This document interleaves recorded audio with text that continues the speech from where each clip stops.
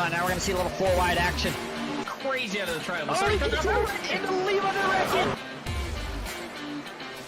3x3 entering 3 at the flag stand, side by side. It's going to be Jason Maines winning it at Talladega.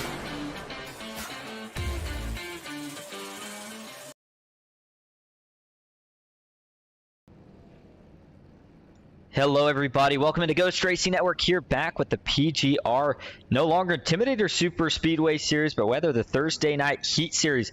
My co-host Matthew Baker joins me in the booth as always, and we are excited for what is surely going to be a good one. Got some drivers still joining in on driver cams, but either way, Baker, new format, a lot of exciting things tonight. Tell us a little bit about it. Oh man, I'm so excited for this. We're ready for this new format. We've got a heat race in store for you here, or an LCQ, if you will.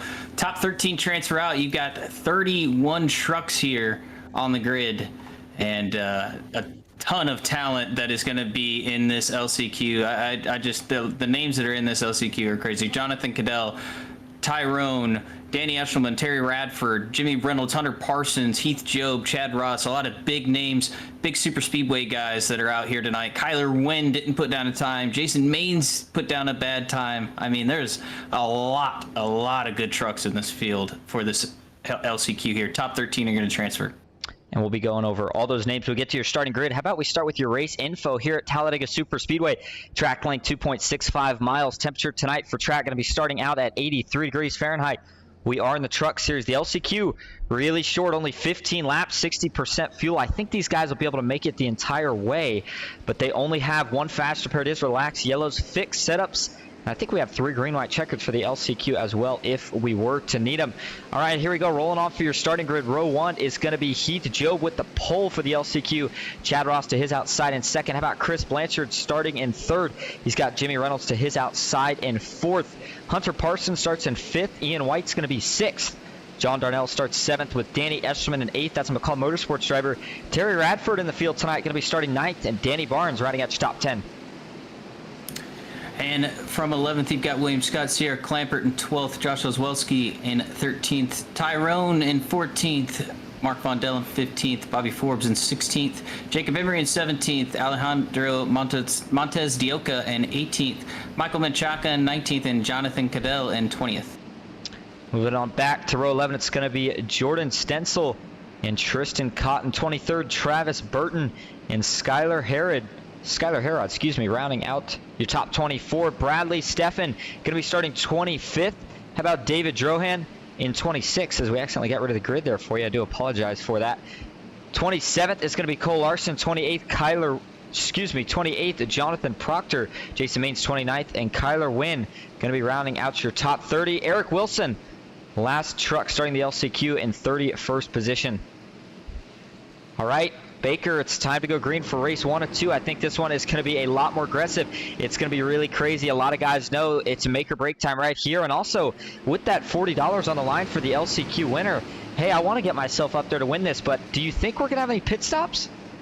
Yeah, I don't think we're going to have any pit stops unless, we stack up the field and we have to throw a caution. But excited for this new format. 31 trucks in LCQ, top 13 advance. We'll keep our eye around that transfer spot. Pace car is going to pull down.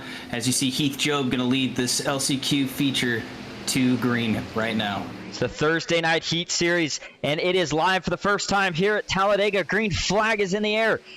15 laps to decide a winner here, and 13 guys to make it into the big race here tonight. Good jump right off the bat for Heath Job.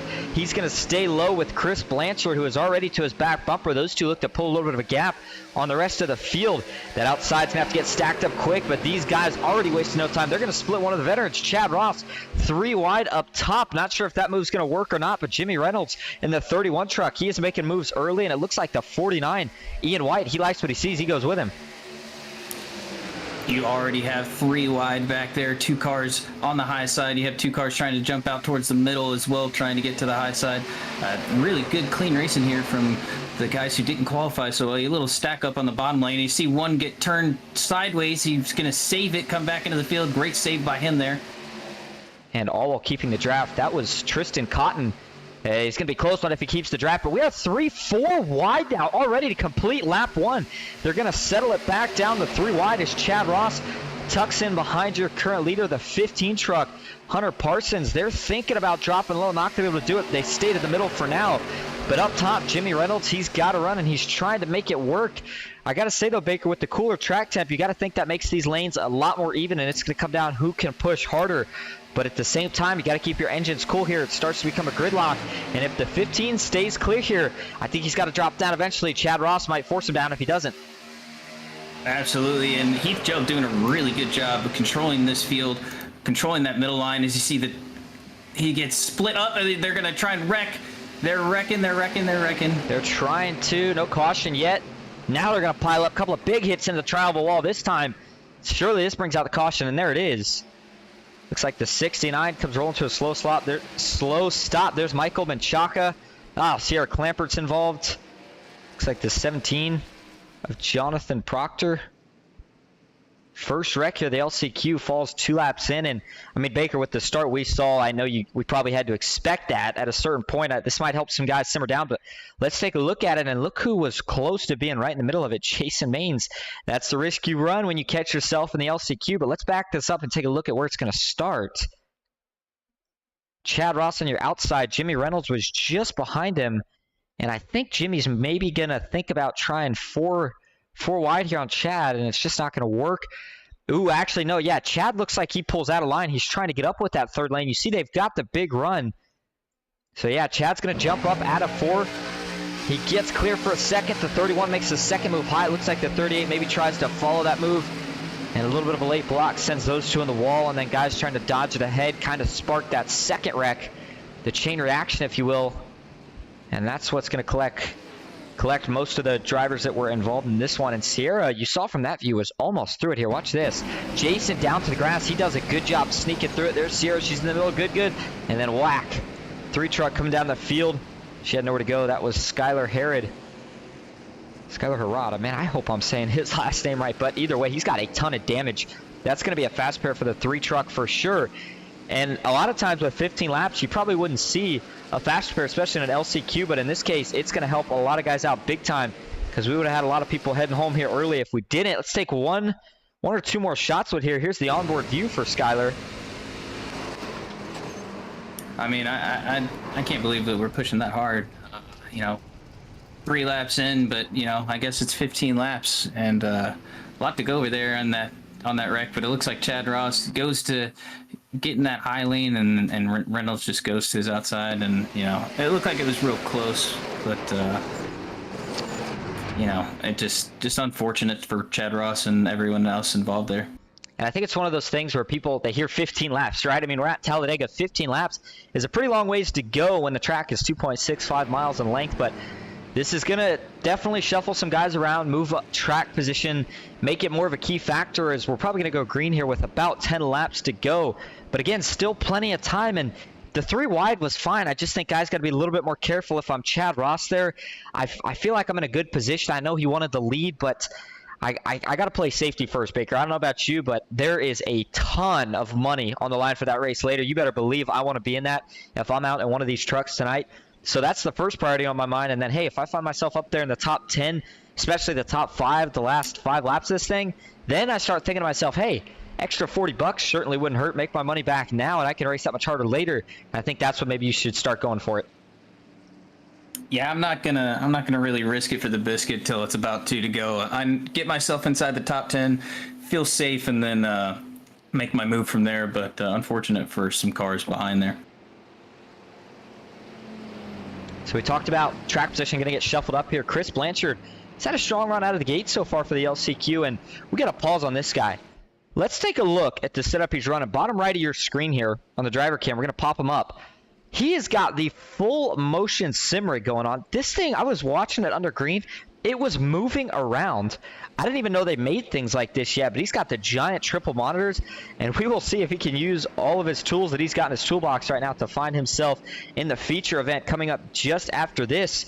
John Darnell, a guy who's been getting better and better, struggled a little bit in qualifying, but's having a good run right here in the LCQ. He is in position for the $40, but more importantly, to advance to the next race. Hunter Parsons in third.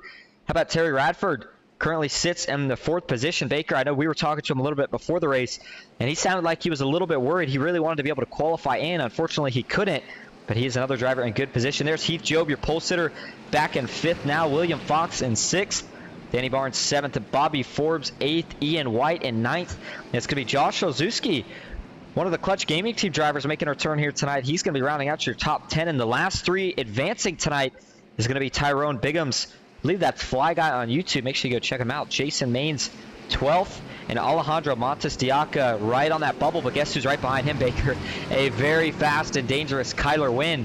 And you know Kyler will do whatever it takes to get up here. So, man, this is going to be exciting last 10 laps. Oh, it's going to be a ton of fun to watch, and someone that could help us call the action out. And let's talk to our pole sitter, Kevin Freeze here.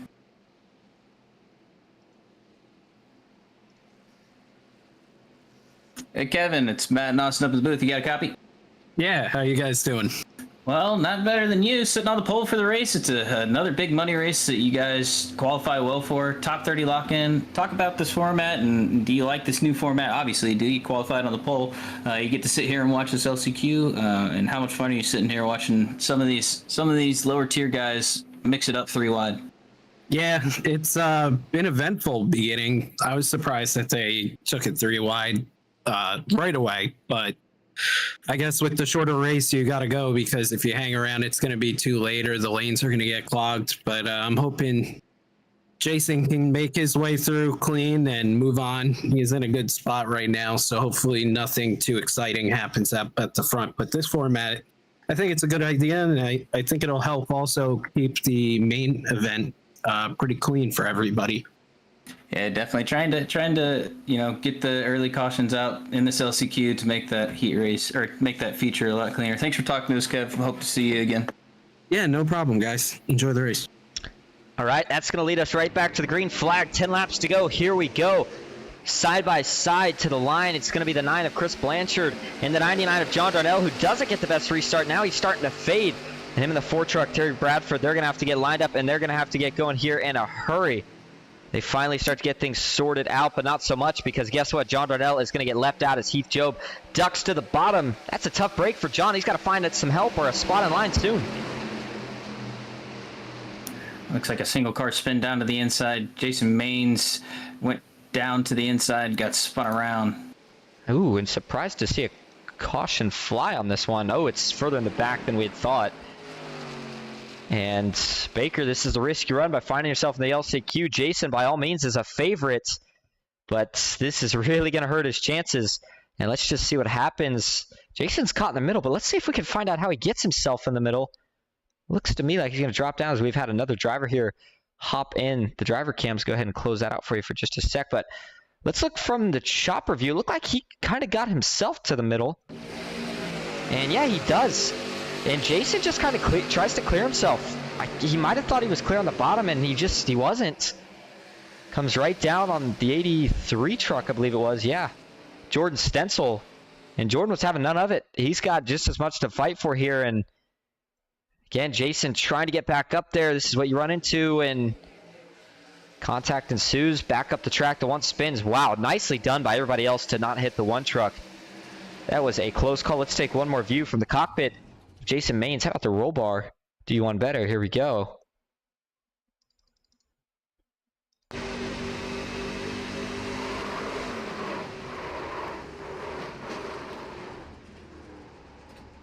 Yeah, and I don't think he's going to get too much damage from this either. I think he's okay in that aspect, but it's just the track position lost. I mean, 30 trucks in itself is still a ton of trucks. And he's going to have to try to find his way through 17 of those trucks if he wants to get himself back in position. We'll see if him and Sierra Clamper can maybe both work their way back to the front. Chad Ross as well. He was at the front earlier. So that's a pretty strong trio if they can all get linked together and get moving towards the front. There's Tristan Cotton, Travis Burton, another one of our drivers that is carrying an onboard camera here tonight. Try to give all these guys a little bit of a extra TV time if we can. We've got so many guys in the driver camps tonight. I don't know if we're going to be able to get to them all, but either way, there's a look at Travis Burton. Currently finds himself in the 19th position. He's still got some work to do. Going to have to make up about 5 spots, but looks like he might have got a little bit of help there with a couple of trucks pitting, maybe a couple in front, definitely some behind him. But still a long ways to go for Travis to get inside the top 13. Maybe not too bad, 17th up to 13th. I think he'll be able to get the job done. We'll have to find out. But, you know, the guys up front, we're going to keep saying it because it's going to keep mattering here as we get more and more cautions. If we start getting more and more cautions towards the end of this LCQ, these last 8 laps or so, if you're at the front, you got to make a decision, and it's kind of one of those things where the drivers all have to agree on it without physically telling each other it. And do you really want to race for it and risk wrecking all of yourselves out, not making the main race for the $40? Or do you indeed run that risk and say, hey, I want my $40. I'm going to go for it here. Whatever happens, happens. And all those different strategies are what's making this pretty exciting. I've enjoyed it so far. I know we've had a couple cautions, but it's been a lot of fun to watch for sure. It's a bummer that Jason cleared himself off the nose. I don't know if he got a bad call or he didn't know that car was inside. That looked super strange from Jason there. You know what that really hurts is, you know, we talk about the bracket challenge. We'll talk about a little bit later on in the feature, but he doesn't make it out of this LCQ. That's already a first round knockout, and that is a bracket buster. You aren't kidding. We were talking about upsets earlier, and Jason was in the battle of the upsets on if he lost.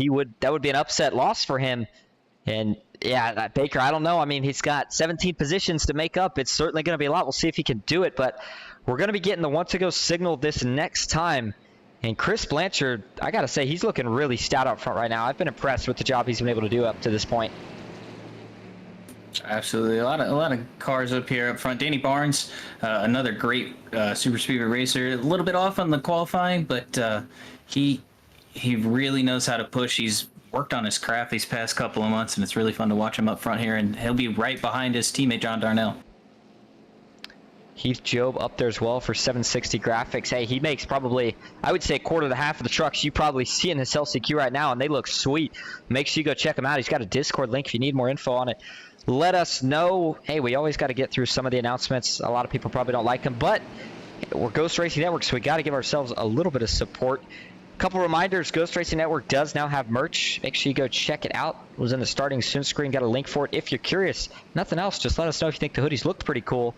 And your top 3 super chatters, most recent one is going to be Richard Elliott, who we will see later in the feature. We should be seeing later in the feature, I do assume. I didn't get to actually look at the qualifying results, but haven't saw him in the LCQ, and as long as he's in here, which I believe he is, we should see him later tonight. Going to be excited for that. Logan York and Mark Vondell still rounding out your top 3s. We've had another driver join, and tell you what, the one thing that makes these driver cams hard is that we have guys that join mid-race. And it makes it a little tough on me. But, hey, Baker, that's your teammate, Jeff Merck. He's getting geared up. We'll see him in the feature later tonight. Oh, yeah. Can't wait to see him up front in the feature with MBG representing. Excited to watch him battle the McCullough boys and the Mains boys up front and the Dale Cup boys, Gabe Butler and Steve Korsak. But, you know, I've really been impressed with how McCullough Motorsports has been performing this week. And I think they're in for the store for a breakout race here. They really are, especially with, they've got a lot of drivers already locked in. Ken McCall Jr., you know what they had worked on? This was a little while ago. McCall Motorsports, they've always been bad fast when it comes to race. They struggle a little bit in qualifying for quite a bit of races there, and eventually they decided, hey, let's go get this figured out. It's going to be important. We always want to try to start at the front. They got that figured out. They started getting the poles, and now with this new format, making sure that you can be fast in qualifying is huge because you can guarantee yourself a shot at the big money later. And big money is it ever. I think first and second are both going home with 200 or more. And I believe $100 is going, $100 or more is going all the way back to your top 7. And this is all for only $20 worth of entry. Man, I can't wait for later. It's going to be exciting. But before we can get there, we got some business to settle here. It could very well be the final restart. Going to be 6 laps to go. Chris Blanchard, Hunter Parsons lead us back to green. Big jump on the bottom side by Chris Blanchard. He's going to clear Heath Job. I wouldn't be surprised if he clears up to the top, and he does, but he stays back in line. And Jason Maines in the back going all over the place, trying to work through his positions. He's only got 6 laps to get there to that transfer position. Everyone towards that transfer position is side by side. They're being real relaxed, no 3 wide. A lot of fun racing as you see one car take it to the top side, trying to make some ground up. Yeah, playing it very conservative. We know with this new package, too, Baker, it takes a lot longer to get those runs generated and get them going. Probably a lap or 2 before we're going to see 3 wide really become effective. John Darnell blinking a little bit, but I think his best position is to stay in line. He's thinking about 3 wide. I think he realized he wasn't going to get any help, so he's going to stay on the back bumper now of the 15.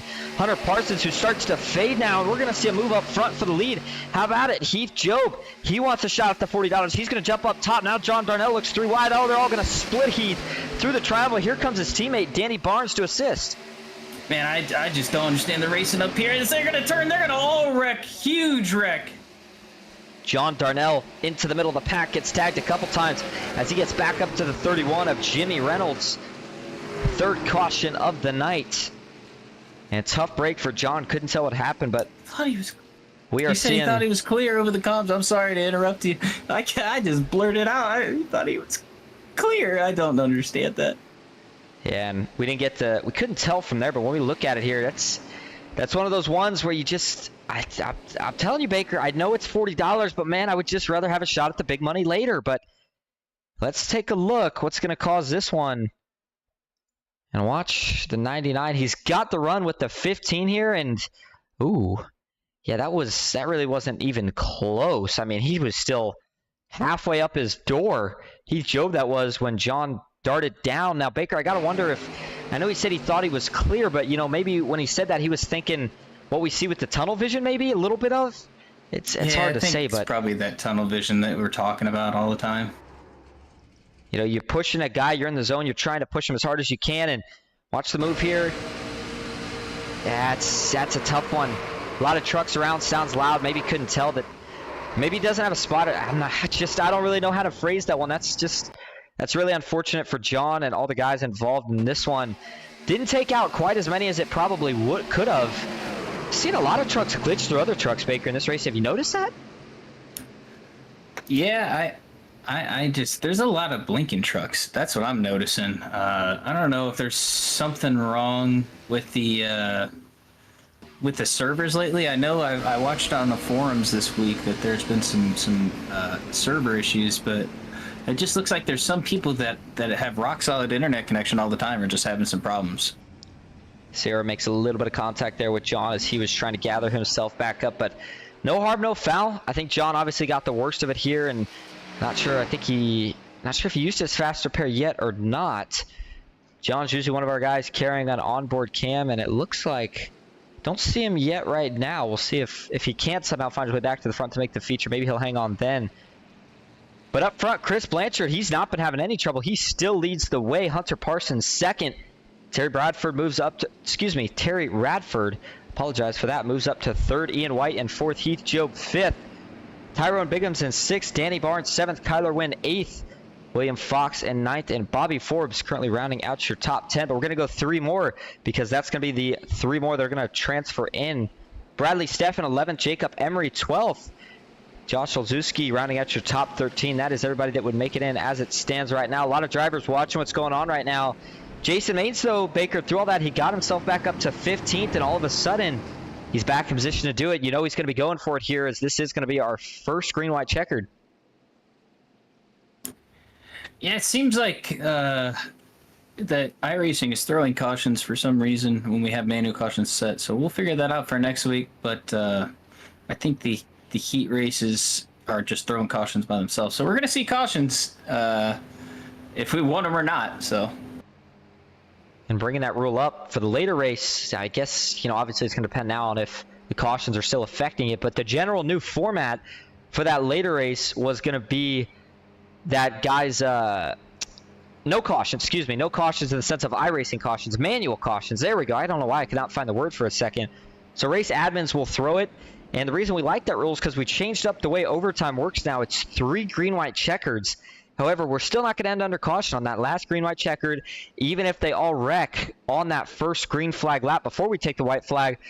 Race admins are not going to throw a caution. They're going to let them race it out, so we will still get to see a finish coming to the checkered flag. And I think I like that new format more. Again, it's making its debut tonight, so we'll get to really see how it works just after this race.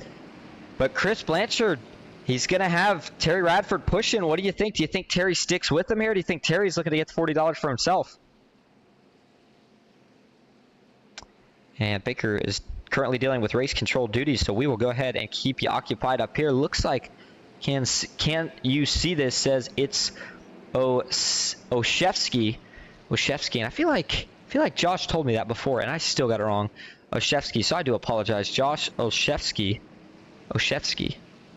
Either way, we'll be saying his name a lot more tonight. We'll get practice at it if he can hang in the top 13 where he is right now. So we do get the one to go signal. That means we are going to be going back green this time. It could be the final restart, depending on if we can make it to the white flag or not. Clutch Gaming Team had a couple drivers in this one. There is the 76 of Josh, of course, that we were talking about in 13th. But William Fox as well in the 761, excuse me. He finds himself in 9th. Just a couple rows ahead of his teammate, Josh Oshevsky. And I think I said it right that time. Jonathan Cadell, I believe he is one of our streamers that's out here racing tonight. And we have at least three streamers in this race as it stands right here. Tyrone going to be in the later race. Well, at least assuming he's hoping he could be in the later race. He's in good position right now. Ford in your top 5. He's another one of the guys streaming. I believe he's on YouTube. Whenever we can give these guys a shout out, we certainly will. We don't have all the links and stuff to everybody, but if anybody knows it, feel free to drop it in the chat. Chris Blanchard, I think I like the way the bottom works. I think later in the race, we're going to see teammates playing the top a lot more, but in the LCQ, I think the bottom's the safest place to be. And what else we haven't seen much of in this race is teammates. And that has made the racing that much more aggressive. You don't have teammates at the front. They can't really control any sort of lanes. So you just got a bunch of guys all going for $40, and they're trying to help each other get to the front. As soon as one gets to the front, the other guy is looking to get himself in that position. And that's what's made it crazy. But Baker, 2 laps to go here. I got my money on Blanchard. How about you? Oh, yeah, I'm more worried about looking at that transfer spot around Jason Maines, Jonathan Cadell. I mean, that is where the racing is going to pick up when the green flag drops. I mean, it's going to be absurd racing. Watch for Kylo Wen to try and maybe jump 3 wide, too, to try and gain as much track position as he can. Not too surprised either to find Kyler get himself up here. I think that may have been a little bit planned. Kyler's way too good to not qualify in. I think he might have chose not to do a lap. Either way, we'll see what he can do. Green flag is back in the air. Keep an eye out towards the middle of the pack and the front, both at one time if you can, because that are the 2 areas that are going to matter. $40 to win. Oh, we're going to wreck. 28 out back, spins it around. I believe that was one of the Clutch Team Gaming drivers. Cautions back out, and we couldn't even make the turn 1. And 92's around. Travis Burton. Josh Oshevsky. We just talked about he was in the transfer spot, and not anymore. He's got heavy damage. Let's take a look back, see what's going to happen here, and it looks like guys just getting wadded up further back for that transfer spot. I know a lot of guys wanted it, but I think you got to stay a little bit calmer, a little bit longer than this. But let's see what happens here. The 69 truck is going to jump to the middle, and Jacob Emery starts coming down. I'm not sure if he knew they were 3 wide. Gets into the 69 truck, and that turns him down into Josh, with just nothing he could do. Just kind of the innocent bystander in that whole scenario. That turns him up into the wall. He clobbers it, and they're not done wrecking yet. Jason Maines looks like he was able to sneak by mostly unharmed. There's the 92. He's going to get involved with absolutely nowhere to go. So let's go back. That was Jonathan Cadell, the 69, that decided to make it 3 wide. But like I said, I think Emery's going to come down here just a little bit. And it does not take much when you're running this close. Watch here. Yeah, a little contact. Emery coming down a little bit, makes a little contact. And then I think that sends them both down just a little bit. Or does the 28 maybe creep up at the same time? They make contact, but it actually looks like the 28 of Josh comes off the yellow a little bit. And he actually gets up in his right rear, gets hooked with the left front of Jonathan Cadell. And that's what ultimately sends the 28 into the wall. So while there was contact between Emery and Jonathan, that wasn't really what caused the 28 to go in the wall as I initially thought. And Baker, I got to assume, is probably down there having a little chat with these guys, letting them know, what are we doing here, fellas? Got to get this thing cleaned up, got to get it finished. We still got 40 laps of fast-paced action with big payouts on the line that we got to get to.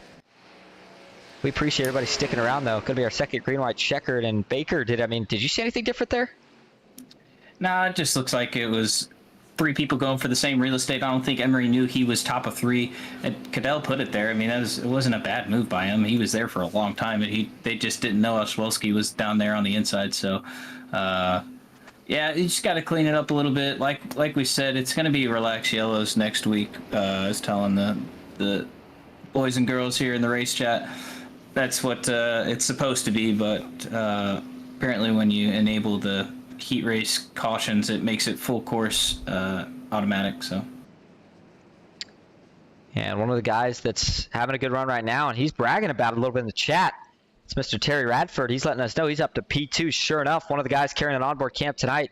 And he's sitting there coasting with his head on the steering wheel, just staring into the abyss, waiting to get this thing back rolling to see if he can maybe get the $40 too. I don't think he wanted to be in the LCQ, but I think maybe he's thinking the second time about it now, Baker, because he has got a chance at money. And correct me if I'm wrong, but if you win the LCQ and the big race tonight, I think you could be going home with over $300, and that's not even including side bets that a lot of these guys have been going on. And then, of course, at the end of this thing, if Alex Hill, Sean Hill tonight, if he somehow finds a way to win the big race, he's going to be going home with an extra $150. It could be a big night for him. I don't want to spend $50 out of my pocket to give to him, but if I have to give it to anyone, it'd be my teammate. I'd be okay with that. May have to charge him a fee for being the team owner, so... Yeah, me and you both. Unfortunately, I don't get to charge him a fee. I'm just losing $50 out of it all. But either way, I wouldn't mind giving it up because that guy has been exciting to watch the last couple of weeks. And if you can win 3 in a row, hey, you earned my $50. You can have it. More than proud to give it to you. The 15, Hunter Parsons, going to be starting second here. I think maybe he thinks about looking for a move to the top, but only if it's open. It seems like your top 10 here haven't really been forcing it too much. It's mainly been getting chaotic right around that transfer position. But we only have 3 green-white checkers right here, Baker. So if we get another caution, we're going to have one more shot at this. And you certainly wouldn't want to see this thing under caution. That would hurt a lot of guys and put them in a bad spot. Oh, yeah, definitely. But, that's just how it's going to roll here for this LCQ. Everyone's got to bide their time and be patient. I know it's hard on a green-white checkered, but you can't get it in turn 1. I know as cliche as it is to say that. Like, you're not going to get any runs in these trucks without really building up that steam and getting that exit on one. So everyone's got to be patient here, especially the top 10. There is no need for moves from 10th on up. They need to just stay 2 by 2, try and get away from that 3 wide that's going to inevitably happen from 12th on back. Save it till the white flag, right? I mean, if you want to put yourself at risk, do it on the white flag where all bets are off. Anyway, what happens is going to happen. But I think a lot of guys know that there's a risk in that. They figure do it before that. If you get a caution, maybe you can try again at it. But I want to get back to that point that you had just noted about you can't do it by yourself in these trucks. You can't do it as soon as you used to. Even with the old package, you really couldn't make anything work in turn 1. Maybe if you got lucky sometimes. But, I mean, we were in a race just the other night. And if you were the 3rd truck in line, it actually didn't matter which truck you were in line. If you didn't have a truck behind you, you actually would fall off the trucks in front of you. And it was so frustrating as a driver. But the only way to beat that was to just stay in line, wait for some help. And the guys that played it the most patient, it paid off. And that hasn't changed here tonight. I know we keep talking about Chris, but think about it. He's the leader, and what's he been doing all night? Nothing too crazy. Just been playing it patient, couple moves here and there when they're open. Stay in line when you need to. Don't get too excited, and it's worked out well for him. He finds himself in the lead on the bottom, and he's got to feel pretty confident that if they wreck on the white flag lap, he should be in relatively safe position. Although the broadcaster's curse mixed with what we've already seen tonight, I don't know if that's the case, but we're going to find out right here. And right in that bubble spot, they're going to be keeping our eye on, I would say, 11th, 12th, or 11th through probably 15th. So Bobby Forbes, 11th, Jonathan Cadell, 12th. Jacob Emery, final transfer spot in 13th. Jason Maines in 14th. Michael Menchaca, 15th. All those guys going to be in position right now. And Jason Maines, he really wants it, Baker, so he's going to do what he's got to do here to get the job done. Absolutely. Pace car is going to pull off. Chris Blanchard's going to lead him one more time to the green flag. Let's make it to the white flag here, boys and girls. Let's get on to this feature race, put on the show for the LCQ. And all this is doing is making the boys in the feature get even more antsy. We already got 30 guys ready to go. We're going to have 13 more after 2 laps from now. Green flag is back in the air. Who's going to win the $40 in the LCQ tonight? Another good start of the bottom. Blanchard's clear up. The first 4 fall in line on the bottom. That's a great move by them, being patient. But about 14th on back, no one can really sort it out. They're trying to sort it out 3 wide. They're offset 3 towards 20th place right now. Advantage right now, back for the transfer spot. It's going to be Jason Maines and Jonathan Cadell. They linked up. There's the teamwork in the sense of making that move, working together, and it's going to work out well. But up front, we got a battle for the $40. Terry Radford is trying to steal it himself. He jumped to the outside. Can he get clear? He does. He's going to drop down to the bottom in front of Chris Blanchard. Late block, but he makes it work. Not too late, but Heath Job now here. He comes up top. He's got to push from the 49 of Ian White. These guys are going to stay side by side down the short chute. And if we can make it, it's going to be one more time around. Who's going to make the 3-wide move first? And you see offset 3 towards that transfer spot. Again, we're going to make it to the white flag. White flag's going to be in the air this time. Looking towards the back of the pack. They're 3 wide, but we're going to keep it up front where it's going to matter most because Terry Radford's going to lose the position now to Heath Job. Heath is clear for a moment, but he doesn't take it. Now he's going to lose his help as the 49 might have been blowing up. Him jumping out of line. Could that cost him the 13th spot? Oh, no, Terry's going to get turned. Does he save it? He does. Holy moly, has to jump back up on track. I don't know how he held on to it. No, he's going to get turned. Oh, pile up. Oh my goodness, this is going to send in whoever it gets through the wreck here. Oh my gosh. They are all wrecking. Who's going to all make it through? We're trying to keep an eye on Jacob Emery's the last one right now. Jason Maines, oh, this is going to be fun to watch right here. Emery's got to get back up on the track. He can't do it. He's got too much damage. Jason's going to take that spot away, but let's go back up front because the battle to the line through the Tri-Oval, Kyler Wynn started last, and guess who is going to win the $40? Kyler Wynn wins the LCQ. Oh my goodness, but hey, are you surprised? I mean, the best of the best, they find a way, and Kyler Wynn found a way right there.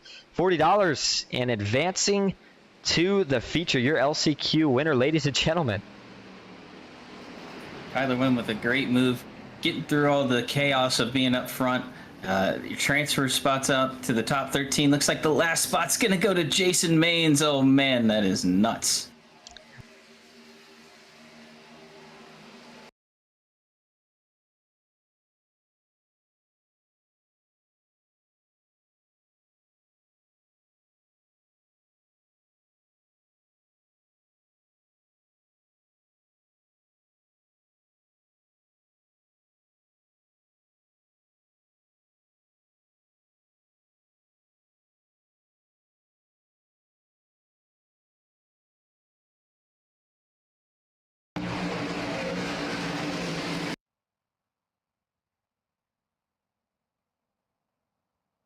And I just realized I was muted for that little thing, so I do apologize. But we were looking at that last lap, the replay of it, if you will, and you kind of saw there that it just kind of turned into a Terry. He saved it, and he actually didn't come up. Danny was trying to let him up, check up. It caused this big stack-up effect.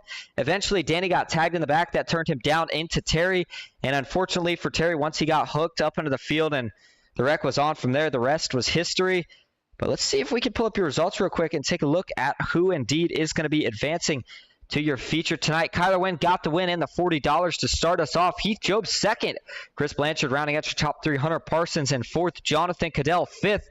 Tyrone Bigham sixth. It's going to be Bradley Steffen in seventh. Eric Wilson. Good comeback for him right at the end. Somehow makes it work. He is going to finish in the 8th spot. William Fox in 9th. Jonathan Proctor 10th. Tristan Cotton 11th. Jimmy Reynolds in 12th. And I mean just sneaking it out, Jason Maines takes that 13th and final spot. Everyone else on back going to be going home, but they came out here to play, so we are going to go ahead and talk or read the results for them anyway. John Darnell finishes in 15th. Moving on back to 16th, it is going to be Chad Ross. 17th, Alejandro Montes de Oca. 18th, Ian White. Josh Olszewski in 19th. Sierra Clampert 20th. Skylar Harrod in 21st. 22nd is going to be Terry Radford after that last lap crash for him. David Drohan in 23rd. Danny Esserman 24th. Danny Barnes 25th. Cole Larson 26th. Jordan Stenzel 27th. Bobby Forbes 28th. Michael Menchaca 29th. Mark Vondell 30th. And Travis Burton rounding out the field tonight in 35th position. Man, Johnny letting us know he made the top 10. He's pumped. Congratulations, Johnny. We'll be keeping an eye on you in the feature event. So here's what we're going to do. These guys got to warm up. I think it's about 10 minutes long, maybe give or take. We're just going to head to the starting soon screen. We'll give you a timer until we're going to go green for the feature, and we will be back for it. Make sure you stay tuned. We appreciate everybody watching so far. More action coming your way next on Ghost Racing Network.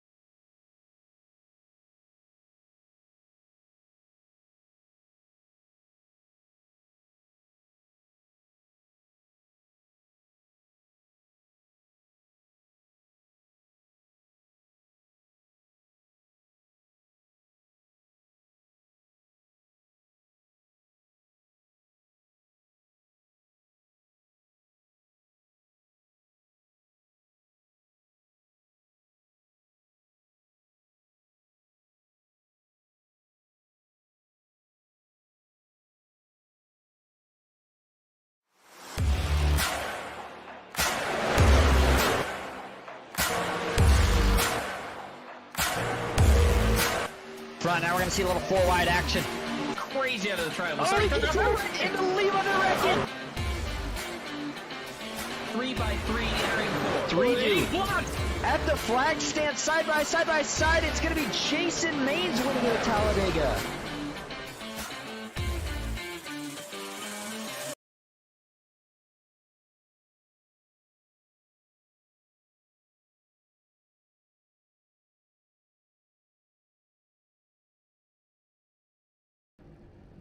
All right, hello everybody. Welcome back to Talladega Superspeedway feature event for the PGR Thursday Night Heat Series. Getting ready to get underway. But before we can get to that, let's head down trackside, get the command to fire the engines up. I just got three things to say. God bless our troops. God bless America. And gentlemen, start your engine! All right, these guys are ready to go. Kevin James getting us hyped up. And Baker, we're getting ready to go. Let's get right into it with your starting grid. 60 came, but only 43 are going to actually make the main race. Kevin Freese, we talked to him sitting on the pole. He's going to have Steve Korsak to his outside. Alex Hill third, Matt Lee fourth. Row 3 is going to be Andrew Navarro and Gabe Butler. Ken McCall Jr., highest starting McCall Motorsports driver in 7th. He's got a teammate in David Cheese to his outside in 8th. Thomas Parker 9th, and Brian Bassard rounding out your top 10. 11th, we've got John Ward for McCullough Motorsports, Nashville Villa in 12th. Cody Nagels for MVG Motorsports in 13th. Christopher McCullough 14th. Michael Triscaro for PGR in 15th. John Ellis Jr. in 16th. Jeff Merck lining up for MVG in 17th. Garrett Maines qualifying in 18th. That is the low qualifying effort from him, but glad he was able to make it in 18th. Ron Morris Jr. in 19th. John Mullahan 20th. Ryan Baste, great qualifying effort in 21st. Dylan Jones starts 22nd. Trevor Osbornoff going to be starting 23rd. Daniel Eberhardt in 24th. Kenneth Stamper and Devin Ray going to be making up row 13th. Mike Davenport in 27th. Dustin Carruthers in 28th. Going to be Richard Elliott for JBR E-Racing in 29th, with J.R. Miller for Team PGR rounding out your top 30. Kyler Wynn, winner of the LCQ, $40 richer in 31st. He's playing with house money now already doubled his money. Heath Job in 32nd. Christopher Blanchard in 33rd, had a great run in the LCQ. Hunter Parsons, 34th. Jonathan Cadell, 35th. Tyrone in 36th. Bradley Stefan in 37th. Eric Wilson in 38th. William Fox in 39th. And Jonathan Proctor in 40th. 41st is going to be Tristan Cotton. 42nd, Jimmy Reynolds. Jason Maines, the man who barely snuck his way in. He's going to have a lot of work, so he's got to work his way to the front sometime within these next 40 laps, but I think he's going to be able to do it. Race info is the same, except laps, of course, changed. Fuel's the same. Caution's the same. Fast repair the same. Everything the same. Weather might be a little different. Not much. Looks like track temp is still just below 90 degrees. Weather outside 80. Sim time we're starting to get a little bit more further on in the day. But here we go. The Thursday Night Heat Series feature event. Green flag is in the air. We are racing at Talladega. Good even start, top and bottom per usual. You've got Korsak on top. You've got Lee pushing him. Alex Hill pushing Kevin Freese. A good even push, top and bottom here. And we have that bracket challenge we're going to be talking about later. We'll be talking about the battles for it later, but they might get heated up here early. Steve Korsak, only 2 trucks behind him. You can see just how messy these restarts look with the newer drafting package. Guys just cannot pull up to each other, and the inside seems to be the advantage for the first lap or so, unless you can really get a lot of guys committed and lined up on the outside. Matt Lee jumping to the bottom now. That's going to get MVG Motorsports lined up on the bottom as Kevin Freese will jump right back to the top. He's going to try to push Steve Korsak around the long way, but Matt Lee still side by side. He now has the lead. The rest of the field, they're starting to catch up now. You get that OP Super Speedway Alliance up top with Kevin Freese pushing Steve Korsak, Gabe Butler right behind him. That was a move you don't really see that often, as when Kevin Freese came from the bottom to the top to push that top lane, to push that middle lane. I've never seen that before. Me neither, but we know Kevin's one of the best out here, and he might have felt like he didn't want to get trapped on the bottom. Meanwhile, up top, Jeff Merck, Christopher McCall, they're starting to get the party started. Third lane, how long will it take to get to the front? Sean Hill still pushing hard on the bottom. Andrew Navarro third. There's a look at your lead on the inside. Matt Lee in the bottom right of your screen. One of the guys carrying on board here tonight. Michael Triscaro before the race, he told us he wanted to have a good race, so we're going to be keeping an eye on him all night. He currently sits in 19th position, but as this pack has finally started to get closed up, I'm not seeing much guys thinking about that conservative strategy right now. A lot of people up here running, trying to get to the front 3 wide. And Steve Korsak, he is going to take over the lead, your new leader. But Baker, I want to ask you here, we know fuel mileage, these guys are going to have to pit at least once. Is there a thought of a second pit stop? Yeah, I think we're still going to have 2 pit stops. It's going to be very close, but no one here is saving. As we talked about, track position is paramount, and that is evident with the teams up front. And teams being up front, I told you that was kind of what we were going to see in the main race. Didn't get to see it too much in the LCQ, but now it becomes a lot more. You need to be aware of who you have around you. Daniel Eberhardt sitting further towards the back. Looks like he might have Kyler Wynn behind him.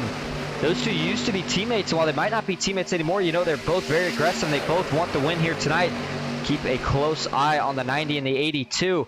3 wide up top. We got a couple takers in the back, and we do have a second pack here. A little bit of a breakaway for the first pack, not by much though, and I think that second pack is just guys that are playing it a little bit conservative right now. It looks like they are currently being led by the 9 of Chris Blanchard.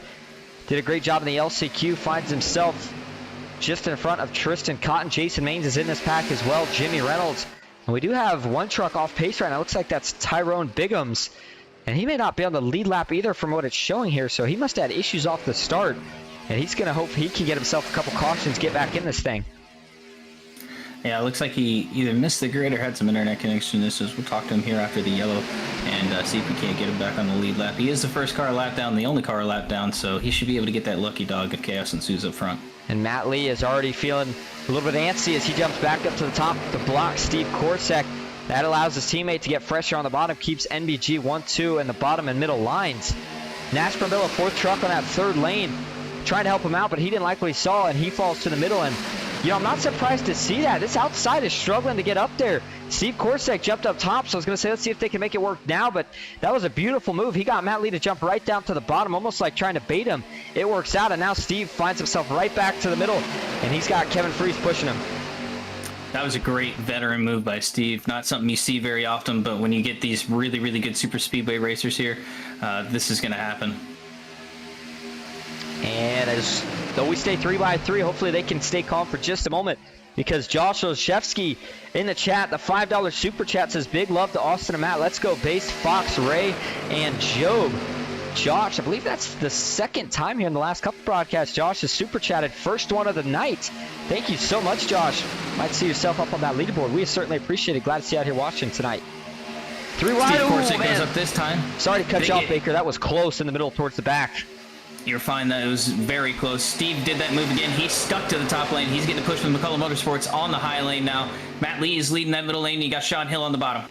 Boy, Korsak, we've seen him out here the last couple weeks. SummerSlam last week, and you know, he was aggressive, but things just weren't working out. So you know what he decided to do? He said, I'm going right back to the original Dale Cup ways, and that is to be as aggressive as possible every single lap. And while he only has one teammate out here tonight in Gabe Butler, he is looking stout and fast early, but so is John Ward from McCall Motorsports. He's going to take the lead. He wants more. He's going to go not just to the middle, but all the way down to the bottom. That opens it up to his teammate Christopher McCall up top, and we are still 3 wide, but everybody looking nice and smooth. 6 laps completed. Going to be 7 when we cross the line this time. Man, great racing so far. A little bit of contact in the outside lane with the middle lane. Steve Korsak tried to beat him to the punch there with John Ward. John Ward is doing a great job controlling these lines. He did a good job Tuesday night in Daytona at Ron's race, and he's doing a great job here. And Kevin Fries, he's going to jump back up to the top track position. So much more important in the trucks than it is in any other series. You just can't get it as quick as you can. And with a field this big, you have got to be on top of it. Kevin Fries, he is on the top lane right now. Christopher McCall has continued to be the lead pusher. Now, Baker, the cool track temp, we know that it can tend to favor the bottom a little bit more because you don't have to worry about the tires getting hot. The outside can't quite generate as much momentum. And you think that's the reason that we're seeing this 3rd lane struggle? I mean, we saw John Ward get clear from it, but since then, it just doesn't seem like anybody can get it going. I think it just depends on who's pushing on that outside lane. You had really good pusher and Christopher McCullough pushing John Ward up there. They got real squirrely in the middle and bottom line. As I talk about, the middle and bottom line is all about transitioning your spots, but on the top line, it's all about waiting out the middle line. And they are 3 wide for probably about 10 rows deep as Baker's mom. One's up, Josh, in the chat with the $10 super chat donation. Thank you so much, Baker's mom. Glad you're out here watching. I know you'd probably rather see Baker on the track, but we appreciate him up here in the booth just as much. Ooh, Gabe Butler, that's a weird position to put himself in. That was really close as he jumped back down. Matt Lee was jumping up. Somehow, oh man, can't save it this time. John Ward to the inside wall. He saves it. And actually, most of them hold on to it, it looks like. Oh, Garrett Maines gets spun under yellow. Gets Oh, destroyed on the they're front still end. wrecking. Man. And we saw what happened with Jason. He got wrecked late under yellow last time. Don't think Garrett's quite as amped up about it right now. But let's go back and take a look. And yeah, Baker, things were getting really disorganized off of forward. You could almost see it happening. I couldn't believe they initially held on to it. But the stack up finally found a place in the pack where it could cause some havoc, and it certainly did not miss. Caused a pretty big wreck that's going to cost a couple of these guys a faster pair here early. But let's take a look. So does Sean Hill, it looks like he comes up initially. That's what it looks like from my view at least. Go up a little bit further in the pack here. And watch the 77. He's pushing his teammate. Now we saw Matt Lee jump to the top. It must have been just after this. Yeah, so Sean gets to the bumper, and Baker, that might have been a little bit of that tunnel vision. It looks like Sean realizes it. But by that point, he had already got into John Ward, who washes up, gets into Steve Korsak. Now, Nash Brambilla, he's trying to kind of make a decision here on whether or not to check up or take John 4 wide. And it looks like John trying to come back down, and Nash maybe tried to check up for him, and unfortunately that got Nash turned around. John Ward as well, but looks like, yeah, Nash, once he gets around, hits the 06 David Sheets, who gets back up into his teammate. And then they're all just going to start spinning from there.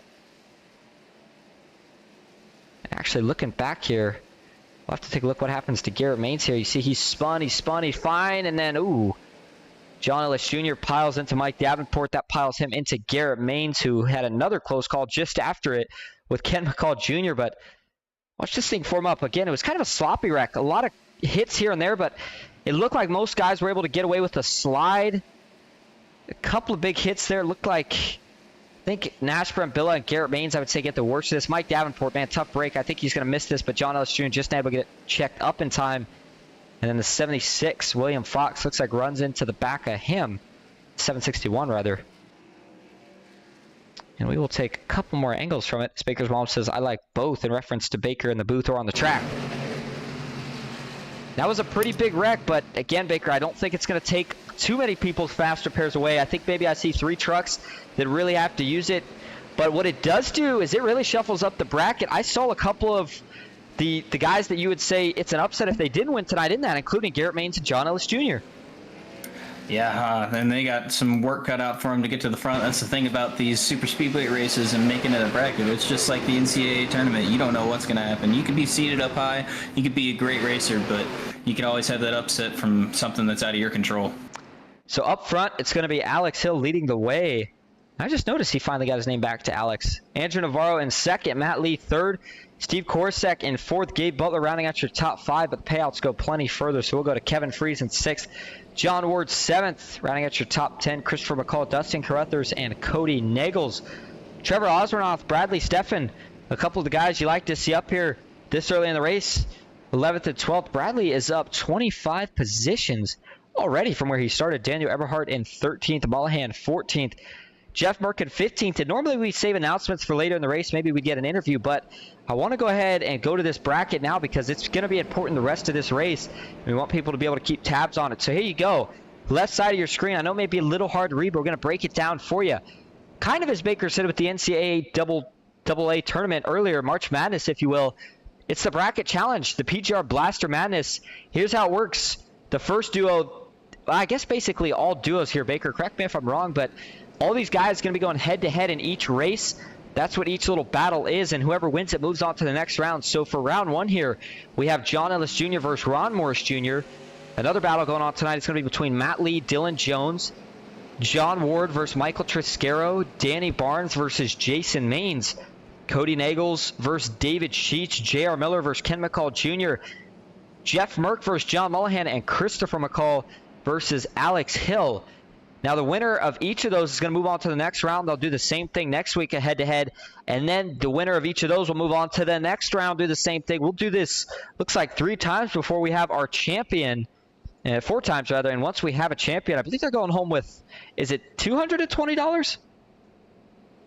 Yeah, so it's $220 to first, and I think it's $110 to second and $100 to third. I believe really good payouts for that bracket for 4 weeks. It's a lot. That's a tough 4 weeks, and someone who's already eliminated out of that is going to be Danny Barnes, Dylan Jones. They're already out of this bracket, so if you had Dylan Jones, and that's a bracket busted. So we thought Danny Barnes maybe could pull off one of the upsets tonight. He had been fast the last couple of weeks. Unfortunately, didn't get a chance to show it all after the way his LCQ ended. But don't forget, Baker, isn't there an extra prize if people just want to buy a bracket, make their own bracket? I think they had to be submitted by tonight, of course, but you get a certain amount of money if you had a perfect bracket. Yeah, so if you were to get a perfect bracket, I think it was $150 for the people that have submitted so far. We have at least 10 submissions, so it's a good payback if you get that perfect bracket. Hey, speaking of big paybacks, if you will, Alex Hill, remember, he's got the chance at 3 in a row tonight, and if he gets it, he's getting $150 courtesy of me, Matthew Baker, and Michael Triscaro. The PGR Triple Truck Trifecta Challenge, something like that. I can't remember the name because we made it so long ago, and yet here we are on the verge of somebody potentially finally getting the job done. We'll see if he can do it. Andrew Navarro 2 is outside. Row 2 is going to be Matt Lee and Steve Korsak. I don't think these boys are going to waste much time getting back to 3 wide, but we still could see a pit stop in play. Green flag is back in the air. Good jump for Alex Hill. And before we get too crazy, how about a little crank it up here from the PGR Thursday Night Heat Series. Here we go.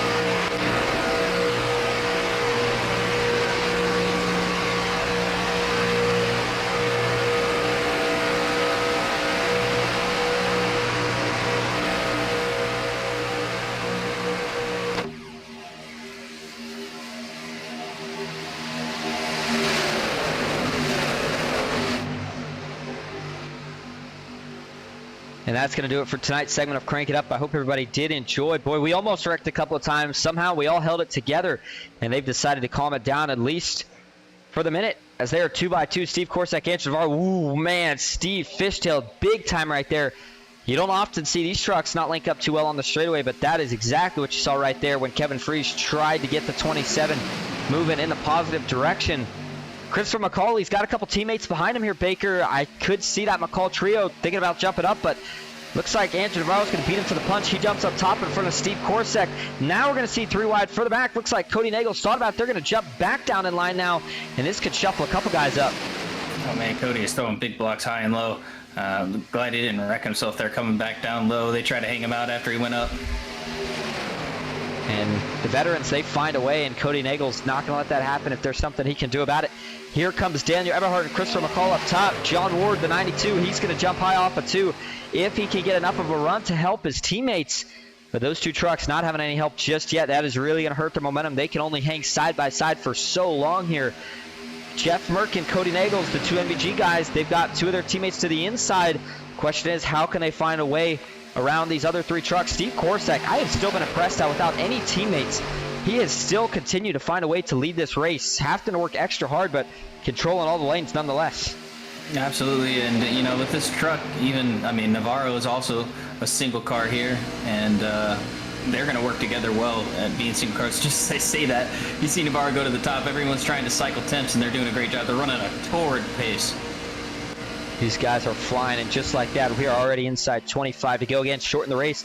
The feature race by 5 laps this week, and it has definitely made the racing more aggressive, that's for sure. Eberhard tried to get 3 wide, but Merck beats him to the punch.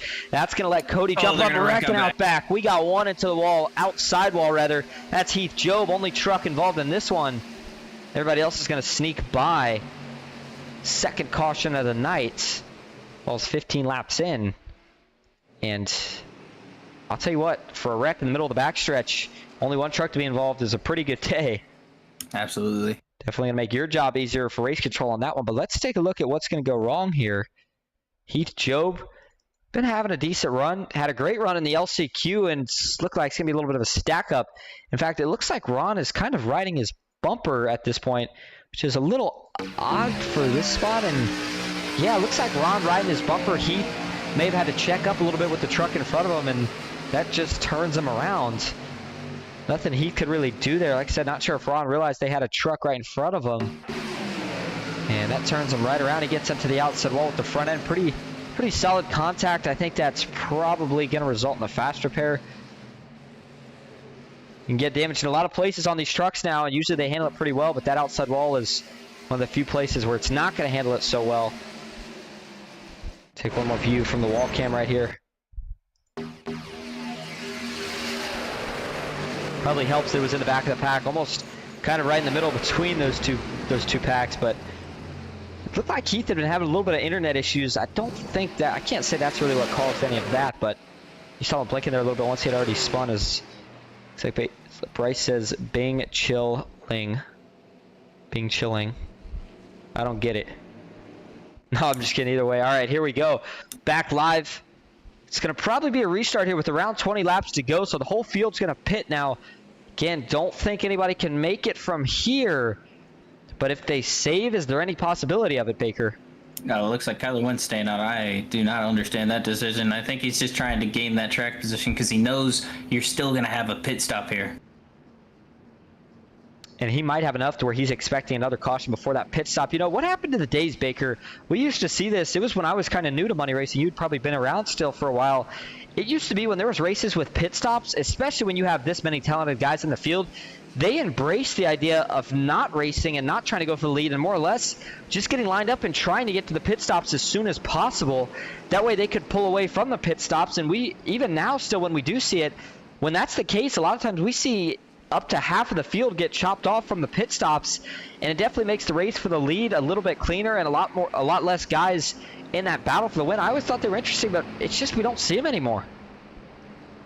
Yeah, I just think it's the new draft package. Everyone wants to wait till the last second to pit. You want that track position, and what happens is the draft model is you have to have as many trucks as possible now. You can't just separate with 4 or 5 guys. You're going to get caught if they have more, which is great. That's how it is in real life. But before you were able to get to that number, pit early, try and get away on pit stops, and it's very hard to do at Talladega with the banked curve through 1 and 2 on the exit. Well, I talked about the guy that I felt like was doing a heck of a job out here tonight by himself, Steve Korosek.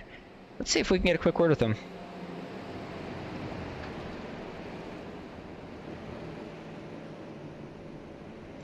Hey, Steve, this is Austin and Baker up in the booth. You got a copy? Hey, I got you. Great run so far. Now, I initially said you had no teammates. I know, of course, that you do have Gabe, but you two, being Dale Cup, you've been the main one out front so far tonight. You haven't really had too much help from the 88. And how is it that you've been able to control and hold back the rest of these guys, especially with a lot of the big-name teams up in the front right behind you trying to send you to the back? Well, I think Gabe will be up here soon. Yeah, he's just been getting shuffled back. But wait, we're good. We still got a lot. Yeah, we're in half the race to go. Yeah, it's been super aggressive up here, and this is the kind of racing I enjoy. So I'm just having a blast, trying to stay out of the wrecks. I was going to say, we know you like to be aggressive, and with as aggressive as you've been tonight, it looks like the Steve that we saw before you took a little bit of a break, so didn't really skip out on too much there. And I got to ask, there's still a pit stop in play. Are you hoping that we get maybe another caution at some point so we don't have to pit, or would you like to see a green flag stop? It'd be nice if we could stretch it, but we'll see what happens.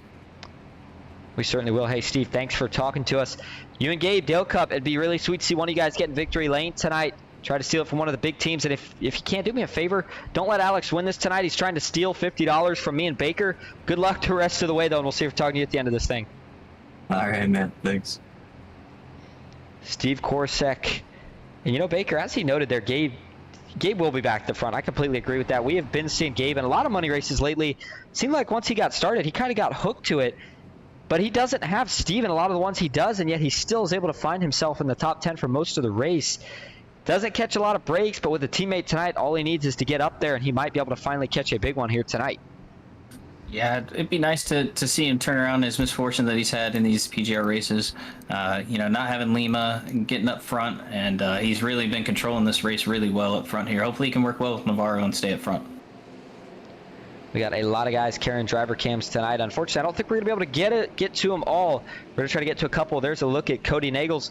He's going to be starting in the 7th position for this restart. We took a look earlier at Matt Lee. He was one of the guys that we already saw. I think we saw Hunter Parsons as well. Jeff Merck is currently frozen, so we're hoping he's okay inside the truck right now because he certainly doesn't look like it on the driver cams. Either way, Daniel Eberhardt going to be rounding out your top 10, actually just outside your top 10. He does have a teammate. Richard Elliott rocking the Ghost Racing Network paint scheme here tonight. As always, we certainly appreciate it, Richard.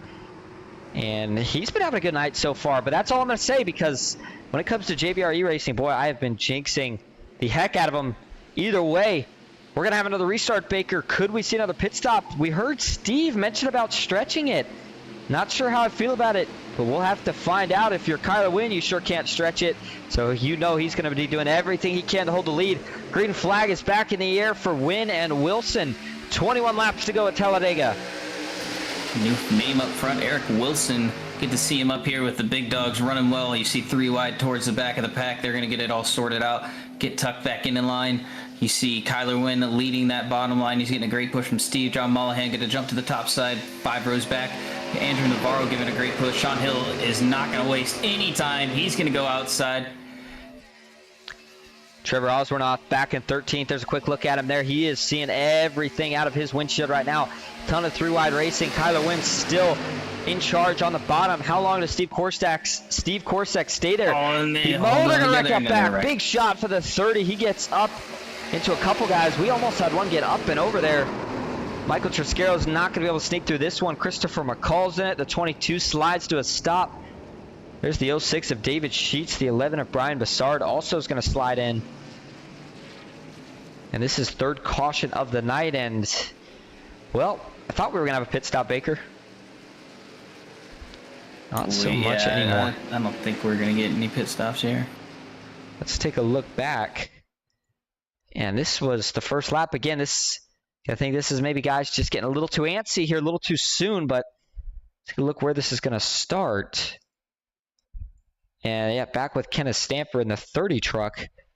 He was the first guy to get out of line to get turned, in a sense, if you will. And he finds himself on pit road right now. But looking back, does he come up a little bit on the 39, or does the 39 was Eric Wilson, who had been having a great run. We had just talked about him starting up at the front for this restart, had fell back a little bit. And yeah, it looks like, yeah, Kenneth just kind of comes up. Not sure if he thought he was clear or just drifts up, and that sends him up into the left rear. The 39 hooks him, not of his fault though, and sends the 30 up into a couple more trucks. Nasper Bill is involved.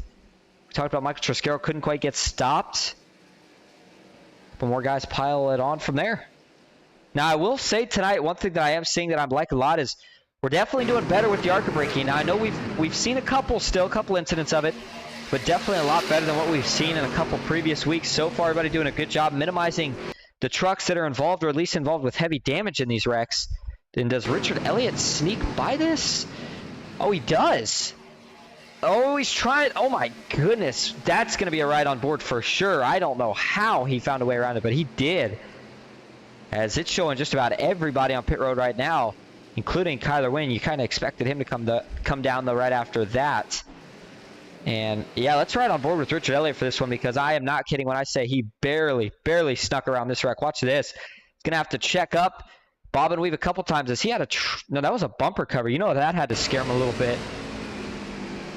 Sees him wrecking, checks up. It's going to dive low, but then watch this. He's going to have to go back high, and then back low. Oh my goodness. Nice piece of driving. Reaction time there from Richard Elliott. Battle out of the pits. Or the race out of pits, rather. Winner is going to be Steve Korsek. Alex Hill comes out second. Kyler Wynn third. So maybe that strategy did work out pretty well for Kyler. Gabe Butler fourth. Kevin Freese fifth. Matt Lee sixth. Trevor Osbornoff then seventh. Cody Nagels eighth. Garrett Maines in ninth. And Chris Blanchard rounding out your top 10. Merck in 11th. Dustin Carruthers 12th. Ellis in 13th. Let's talk about some of those brackets real quick, if you will. I got to pull it up on the side here to keep everybody in check, at least to remember everybody, if you will, for that bracket. Actually, I take that back. Here's what we're going to do. We're going to pull it up on screen for you again. Ghost Racing Network now has... And that is not the right one. There we go. Pull it up on screen for you again. And looking at the battles, the John Ellis Jr. versus Ron Morris Jr. Right now, John Ellis Jr. does lead that battle, finds himself in 13th, but guess what? Ron Morris is right behind him, so you can't count out that battle. Matt Lee has already locked himself in to the next round, won his battle over Dylan Jones. John Ward, Michael Triscaro. I believe Ward has the advantage right now, but if we go back to take a look, it looks like, yep, sure enough, John Ward finds himself in 23rd position. And Michael Triscaro, who we saw involved in that last wreck, finds himself in 41st position. I think Triscaro had some issues. He said all of his settings have been all messed up, so hopefully he gets that fixed before that pace car gets here. Looks like he's down the way off pit road. And then looking at some of the other battles after Triscaro, Danny Barnes and Jason Maines. Jason locked himself into the next round as Danny was not able to advance. Cody Nagels and David Sheets. That's been a pretty fun one so far tonight. Cody's been getting the best of Sheets up to this point, though. A couple more. J.R. Miller, Ken McCall Jr. I believe Ken had been leading most of the way. Not sure how they're going right now with it. We'll keep an eye on that one. I didn't notice JR tonight. Did he? I'm not sure if he was in the race or not, if he did. Just have not seen him in the front yet. He is in the race. He's sitting in position 16 right now. 15th. So I take that back. Apologize, JR. So many trucks in here tonight. Although we know these guys, we see JR on the weekly, and he does have himself a win in the PGR when it was the Intimidator Superspeedway Series. So many guys, sometimes hard to keep up with. So actually right now he's ahead of Ken McCall Jr. So I'm going to take that statement back. Jeff Merck and John Mullihan, two more guys going at it, and Christopher McCall still battling Alex Hill. And Alex, there is so many things that he would win if he can win here tonight. Not only would he win the big pot, the extra 150, moving on to the next round of the bracket, momentum, I mean, you name it, he's going to get it if he can somehow find the way to get the job done tonight. And so far, he's been looking really good, but that last lap, you can lead every single lap here to track like Talladega, but that last one is always going to be the hardest to leave. Guys are going for it. Everybody wants the money, but I think Alex's best hope is that he has some teammates lined up behind him at the end of this thing. We'll have to find out. Steve Korsek lined up on the outside. Alex is on the inside. Kyler Wynn with Gabe Butler in row 2, and Steve said Gabe would get back up there. He is now lined up behind his 27 truck teammate. And this is going to be a crazy restart here. We're going to have about 17 laps to go. Coming to the line. Everyone's really trying to max save that fuel. You see Kyler on the apron, Andrew on the apron as well. You got to kind of make a decision here in the sense of, do you want to go to the front? Of course, you're going to burn more fuel if you're leading the way, but if you think we're going to get another caution, then maybe you do try to stay at the front, keep the track position. If we do get that caution, immediately go into save mode. We'll have to see who decides to go with what decision here and how quick we're going to get back to 3 wide. Pace car is going to take the hard left turn. Alex Hill, Steve Korsek can roll up into the Geico restart zone. MBG and Dale Cup front row. You got Kyler Wynn, one of the best pushers, pushing him, and you've got the Dale Cup teammate of Gabe Butler pushing Steve Korsek. Gabe doesn't get a good start. Matt Lee gives a shot to him. He gets him going. They're tandem, side by side, going into turn 1 here. And down the short chute into turn 1.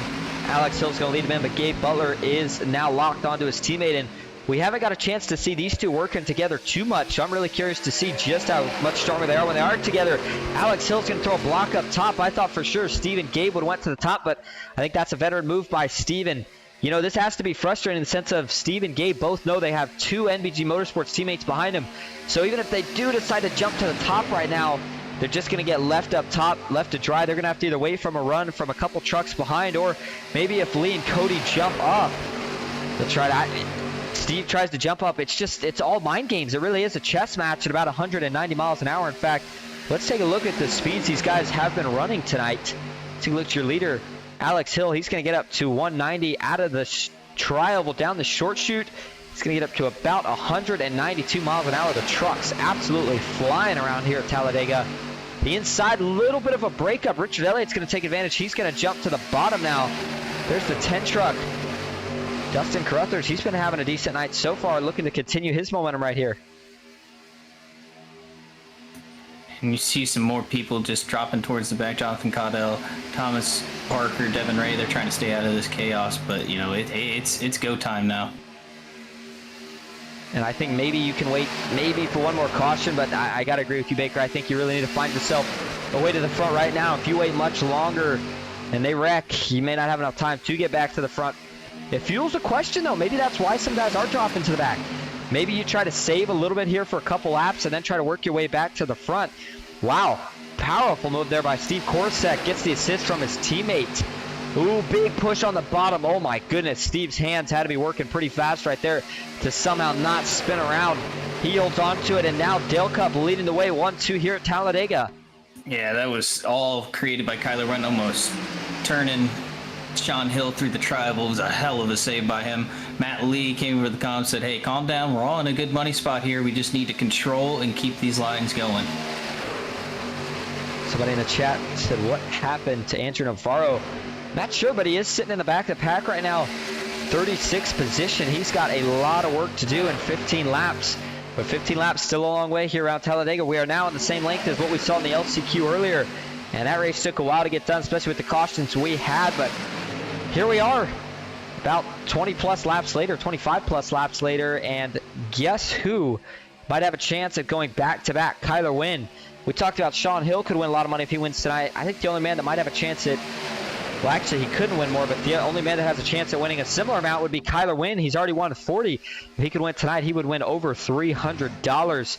J.R. Miller as well. He's starting to creep into the picture now on that bottom line. The 78 truck sits behind Ron Morse Jr., who now sits ahead of John Ellis Jr., so that's a little bit of a flip in that battle right there. Cody Nagels in the 8th position, but up front, NBG Motorsports in the middle, Dale Cup on the bottom, and guess who is finally ready to throw their way around up top? Here comes Garrett Maines for the first time tonight, 3 wide up top. Huge move by NBG to get in front of him there. This line is going to really move. There's only 2 cars in the middle right now, but the saving grace for Sean is he's got 2 teammates coming to the outside. I got to say, so far, 43 trucks, things have worked a lot better. They've looked cleaner, I do have to say. Hoping we can stay clean the rest of the way, and now NBG has the 2 top lanes locked up. Sean Hill, got to start calling Alex again, in the middle. Cody Nagel's going to drop to the middle with his teammate, and they're going to go all the way to the bottom. Matt Lee's going to stay to the middle. Garrett Maines here, he comes up top with John Ellis Jr., John Mullahan. That breakup of the middle really allows this top to get a big run, and if Garrett can get clear, he might very well drop down to the bottom. What a move from NBG, and now what a move from the Maines group. They're going to get split 4 wide. John Mullahan's looking outside. He doesn't get there. Garrett Maines clears to the middle. They're going to stack up towards the middle. Sean Hill's pushing through Matt Lee. He has to do that to try and keep that line going so they don't get buried towards the middle. Cody Nagels leads the bottom as Garrett Maines leads the middle line, and John Ellis Jr. getting pushed by John Mullahan on the outside line. They're getting way loose. Oh, my goodness. By Garrett Maines. Oh, I thought he had turned him for sure. Oh, my goodness. Garrett Maines, he somehow, someway hangs on to that, but you got to believe he's not too happy with Matt Lee right now. Not sure if Matt was getting pushed by his teammate, but as hard as you want to push a guy, you can't start turning people around, and I think if that's any other driver, that might have been a big wreck there. Heck of a save by Garrett. He's going to try to fight back on the top, see if he can rebuild that momentum. John Ellis Jr., he knows that Ron Morse Jr. is having a good run, so he's going to push the envelope here by trying to push his teammate all the way up to the lead. 3 by 3, about 12 rows deep. Not many trucks hanging out of the action with 11 laps to go here at Talladega. 11 laps to go. You know the foot is to the pedal is to the floor. They are going at it right now. You see Cody Nagel's clear to the middle. He's going to get temps for Steve Corsack. That's going to leave the middle open, though. If Kyler's trying to push Steve, he can't get there. Matt Lee's going to push middle. I'm at a loss for words. This is some great racing up here. This is phenomenal racing. I mean, at this point, 4 wide, why not, right? But so far, they're still staying 3x3, but they all look really smooth. We haven't seen too many guys making these crazy moves. You see a couple people ducking in and out. Jeff Merck, further back of your screen there, you saw him jump down into the middle line off of turn 4. The 89 truck having a great run tonight. Trevor Osbornoff started back in 13th or 15th position on the last restart, and he's just been working. Finds himself now up inside the top 10, 4th on the inside row. Still 3 wide here, 10 laps to go, and the pay window, Baker, I think it's probably open about now. And guys, at this point, it is all about holding track position. You can't be thinking about fuel. If you are, then you might as well drop to the back and take yourself out of contention. You have got to try to lead every single lap the rest of the way. Steve Corsack, you know he's going to push. You know he wants a chance at the big money. And Garrett Maines, you better believe he's going to find a way back to the front before this thing's all said and done. Absolutely. They're getting hot on the outside and really have to push back. You see Cody Nagels clears to the middle line. It's going to line MBG up by 3. Sean Hill may take it up to that 3rd lane. He thinks better of it. That's a good decision by him.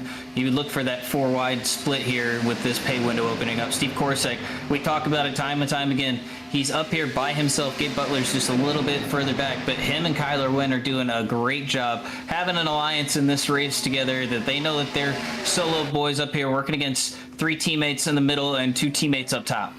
Quick look at Michael Triscaro, one of the guys carrying onboard camp tonight. Unfortunately, his night did not go the way planned.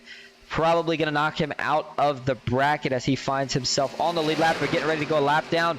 He's probably praying right now that we can get a caution, but if we don't, he'll have to sit behind this pack. Now, they're 3 wide, Baker. They're coming up on lap traffic. Eventually, it might take them still probably a handful of laps to get there. But if they get there and they're 3 wide, you got to wonder if that lap traffic doesn't get off the track. That could really make things sketchy. Right now up front, Cody Nagels, Matt Lee, and Garrett Maines, the outside, still struggling. And I think they were just trying to regroup to get some temps. You know, John Ellis Jr. is, I'd like to say the word scheming right now. He's deciding how he wants to pan this out. I'm sure him and Garrett are in each other's ear, giving advice about how to go about it.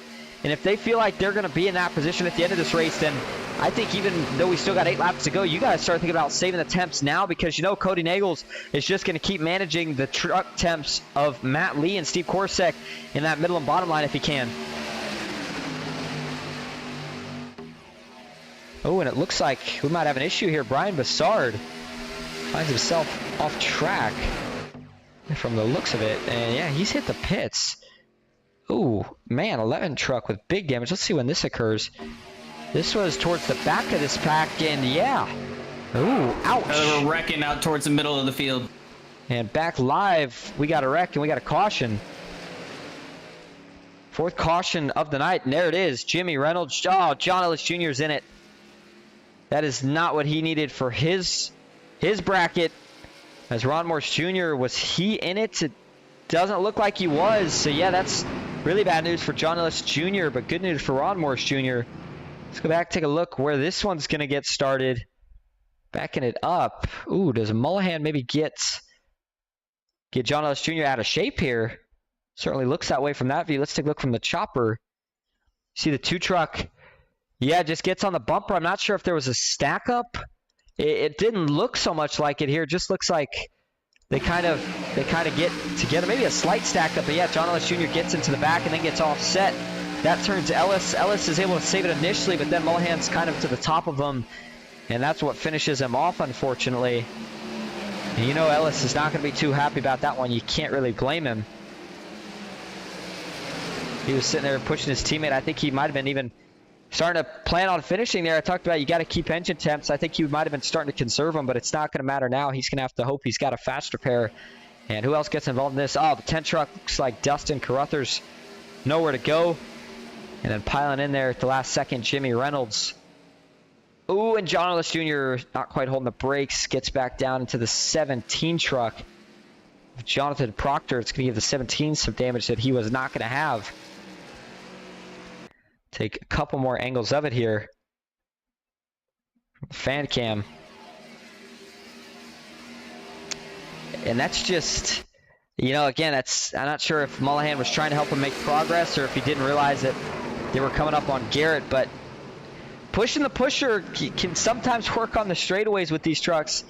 Usually doesn't work out too well in the corners, especially in a scenario like that.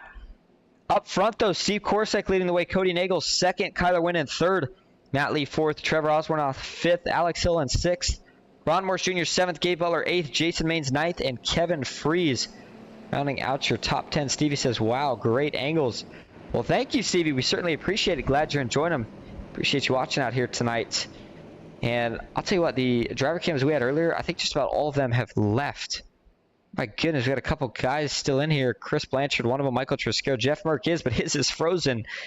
What I do want to do, though, here under this caution is, let's see if we can... John Ellis Jr., he sits on the pits now with heavy damage. I know he's probably not a very happy fellow right now, but see if we can pull him up here for an interview. See if we can get his take on what we just witnessed right there.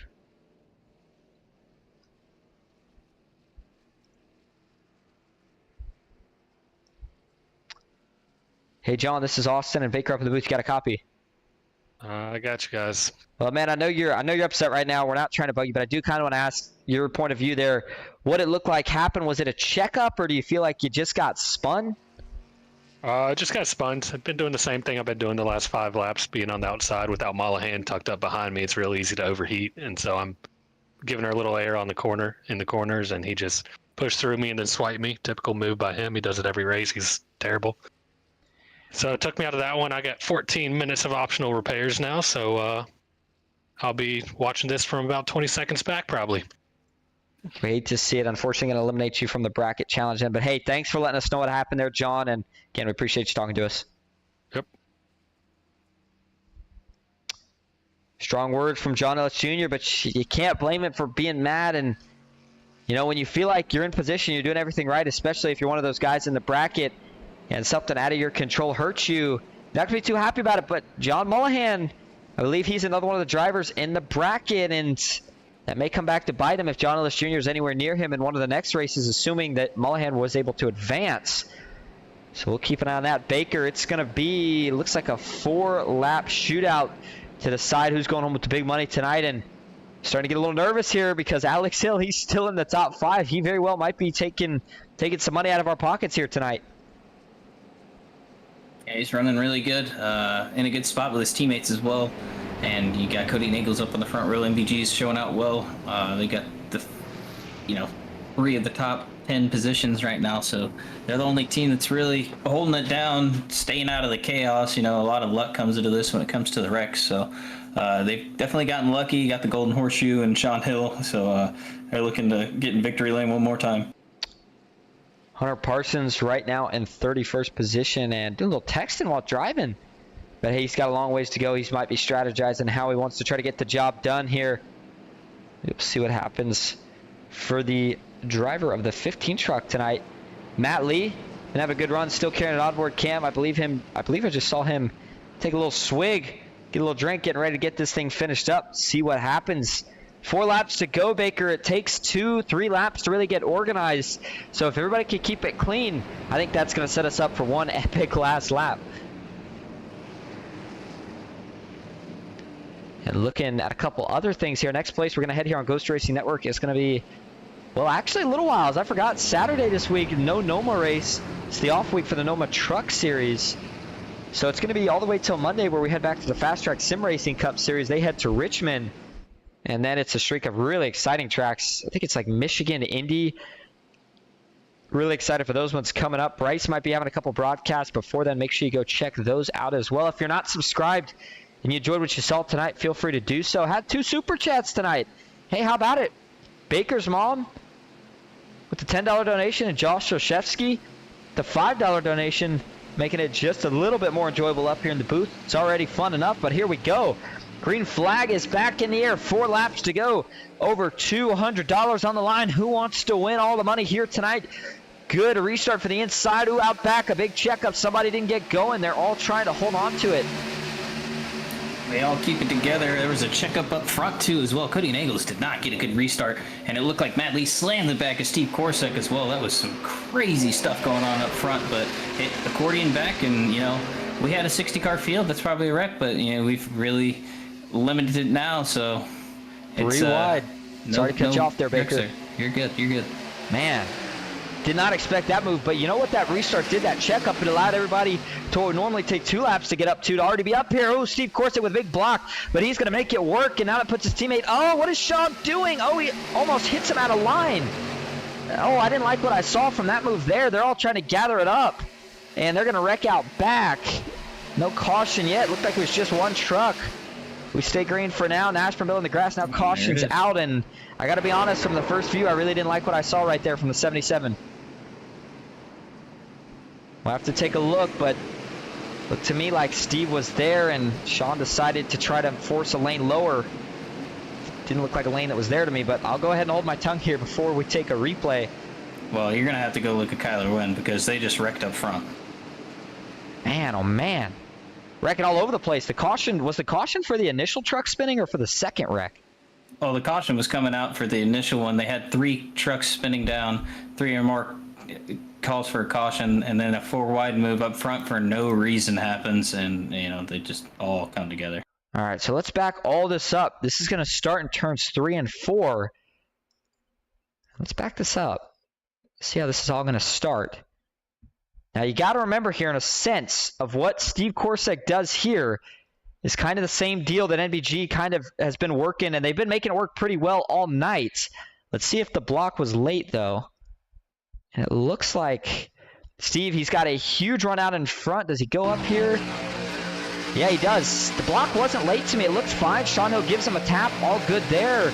And I take that back. Sean Hill, the lane lower that he went, it looks like he was getting pushed. Or was he here? No, maybe not. It looks like he's getting pushed through. Yeah, from he that is. lead. Yeah, Hooks take him that down. back. Definitely getting pushed. So that's what sends the 77 down. And he actually checks up maybe just a slight bit. And yeah, that allows Steve to save it after they make some contact. Steve washes up the hill, but does save it. Good save there. The 8-8 of Gabe Butler. They all check up, so they're good here. There's Nash from Villa. He kind of loses it by himself. That was a little bit of an odd look for Nash on the straightaway. Just gets a little out of line. Take a look from the blimp cam. Watch the 23. Back your screen. Goes to the right and then doesn't want to hit the outside wall. Hooks back to the left. There's the spin for him. Nobody involved in that. Now up front, there's the second wreck in the tri-oval. Couldn't quite see from there where that started. Oh, I see Kyler Wynn now. Looks like 4 wide, but where does he take it 4 wide from here? Looks like it's going to be entry to the tri-oval. Take a look from the follow cam here. And watch the 82 here.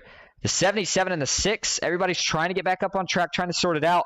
Kyler and Merck are going to jump to the 4th lane. Merck says no thank you. Looks like he's going to try to jump back down with his teammates here. This is going to leave Kyler by himself. Now Merck goes back up with Kyler, it looks like. And yeah, that 4 wide move, it looks like they just kind of run out of room eventually. Matt Lee, looks like he held his line for the most part. They just get really tight together. And eventually they just get hooked together. I think that's just kind of guys running out of room.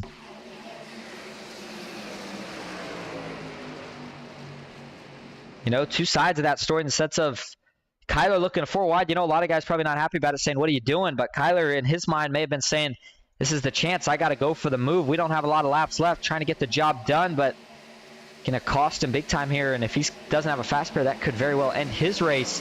Guess who did sneak through, though? Alex Hill, so he's still alive for the 150. Steve Corsick as well made it through. So again, I do apologize for thinking that the 77 had caused that. From the initial view, that's what it had looked like, but I always tend to forget that with these trucks, there's a lot more stacking up, and in that case, that's what had caused that. But Alex did a heck of a job giving Steve a chance to save it. And now, Baker, we're going to head to our first overtime. Just when you think things cannot get any crazier. Tell you what, we're going to take a quick break. Going to go side by side. We'll be right back for the finish. Stick with us.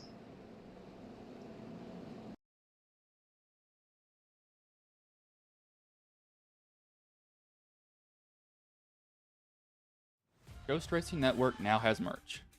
Go to grnmerch.com to browse our selections from stickers to custom-made by request hoodies and shirts. If you've ever wanted to support Ghost Racing Network outside of YouTube, here's your chance. Ghost Racing Network, for the scary side of iRacing.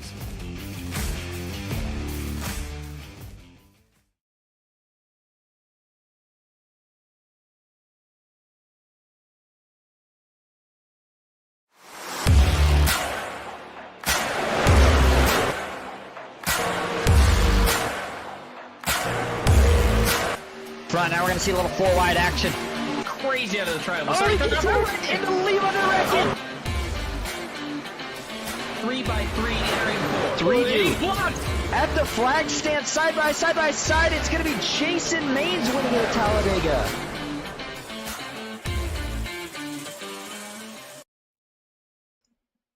Back live at Talladega Superspeedway. Going to be our first overtime 2-lap shootout to decide the winner here tonight in the Thursday Night Heat Series. New series got started up tonight. Remember, we had 60 trucks, so we sold the field out tonight. How about it in its debut rebranded version, if you will? But, of course, we're only going to have 43 advanced to the features from now on. So the LCQ had 30 guys in it, 13 advanced.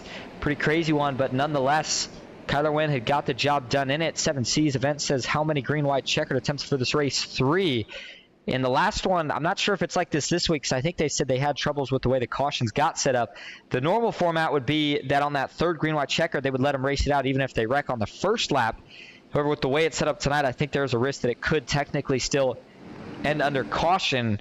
But we're hoping we can get it done on one of these first two that we don't even have to worry about it.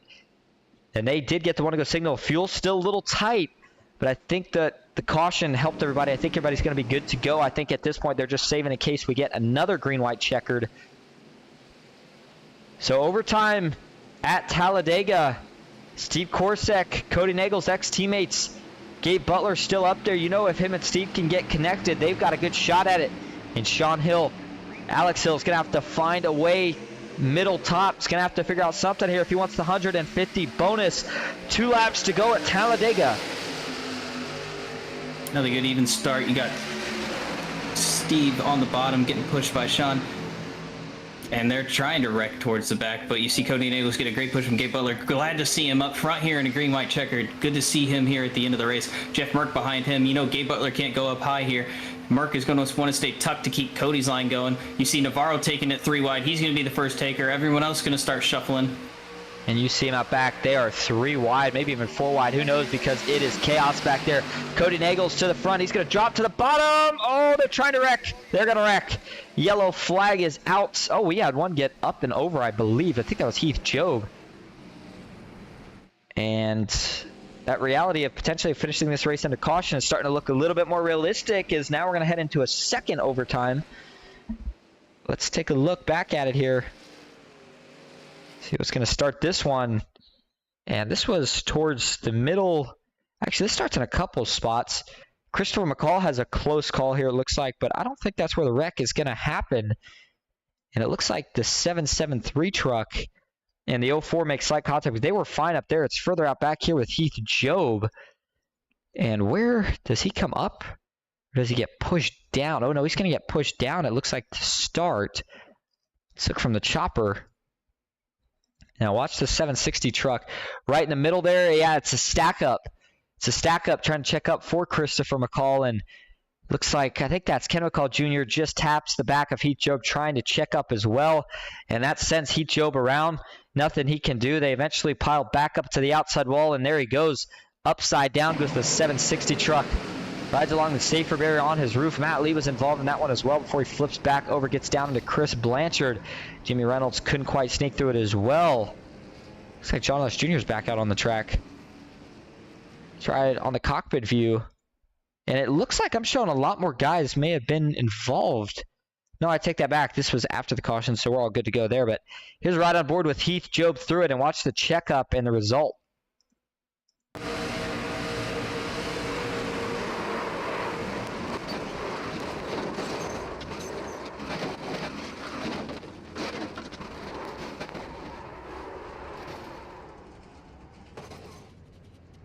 Give you one more final look at it, this time through the gyro, trying not to get too dizzy. And upside down, he is going to go. That's a tough break, man. We talked about he had a great run in the LCQ. It has just not been his night tonight in the feature, and that wreck was, again, nothing he was doing wrong. So second green-white checkered. Your top 5 is going to be Cody Nagels, Steve Korsak second, Gabe Butler third, Alex Hill fourth, and that's a big break for him. He really needed to get to the outside right here. And at this point, I think the strategy here is going to be Cody drops down if he gets the lead, but only at the end to try to maybe let Alex get the run on the outside. Merck's going to be to the inside, though. That's not going to help Trevor Osbornoff. Daniel Eberhardt, you know those two guys probably don't plan on pushing him to the win. But we'll have to see. Tyrone Biggums, he's been having a great race tonight. Again, I believe this is Fly Guy on YouTube. That's the 773 truck. Finds himself inside the top 10 ninth. I think he only races super speedways. And he is showing you why right now. So we talked about it's going to be the second overtime here. Kenneth Stamper. What a recovery from him. The bad news, though, is that 30 truck is destroyed. I do not look to see that thing have much, if any, speed at all. Looks like he's got damage on the right front, the left front, the back, the left side, probably the right side too, if I had to guess. Now, we talked about Michael Triscaro was having a rough night, needed a break in some way, something to help him out, and guess what? He got it.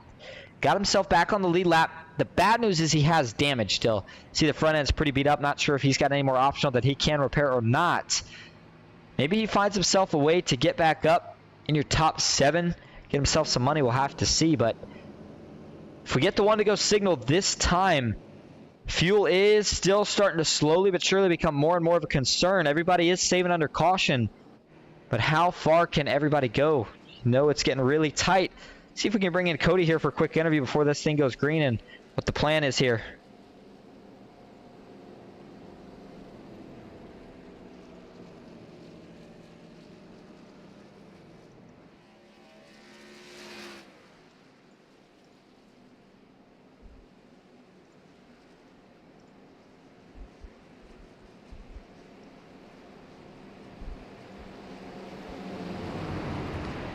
Hey Cody, this is Austin and Baker up in the booth. You got a copy? Oh, we cannot hear you right now. We see you talking. See if we can get you here. No dice yet. We'll give Cody just another second here, but once they get halfway down the back, we're going to let him get set here. And I'll tell you what, Cody, if you can hear me, hey, don't worry about it, but we're rooting you on. We just want to say good luck the rest of the way. And you guys are getting ready to go green. Good luck. See if you can finish this thing up.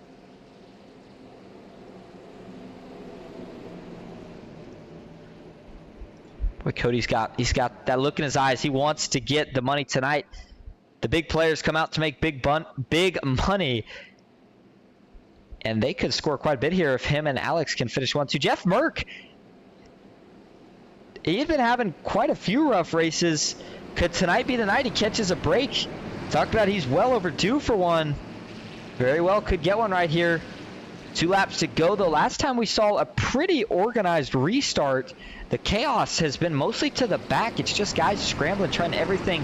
You got damaged trucks mixed with clean trucks, and that's what really creates all the chaos, the checkups, everything in between. But up front, they usually stay pretty civilized, at least until the white flag lap.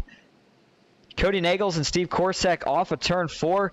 They're going to salute the pace car as it heads down to the inside. Dawson Weiss said broadcaster's curse avoided again.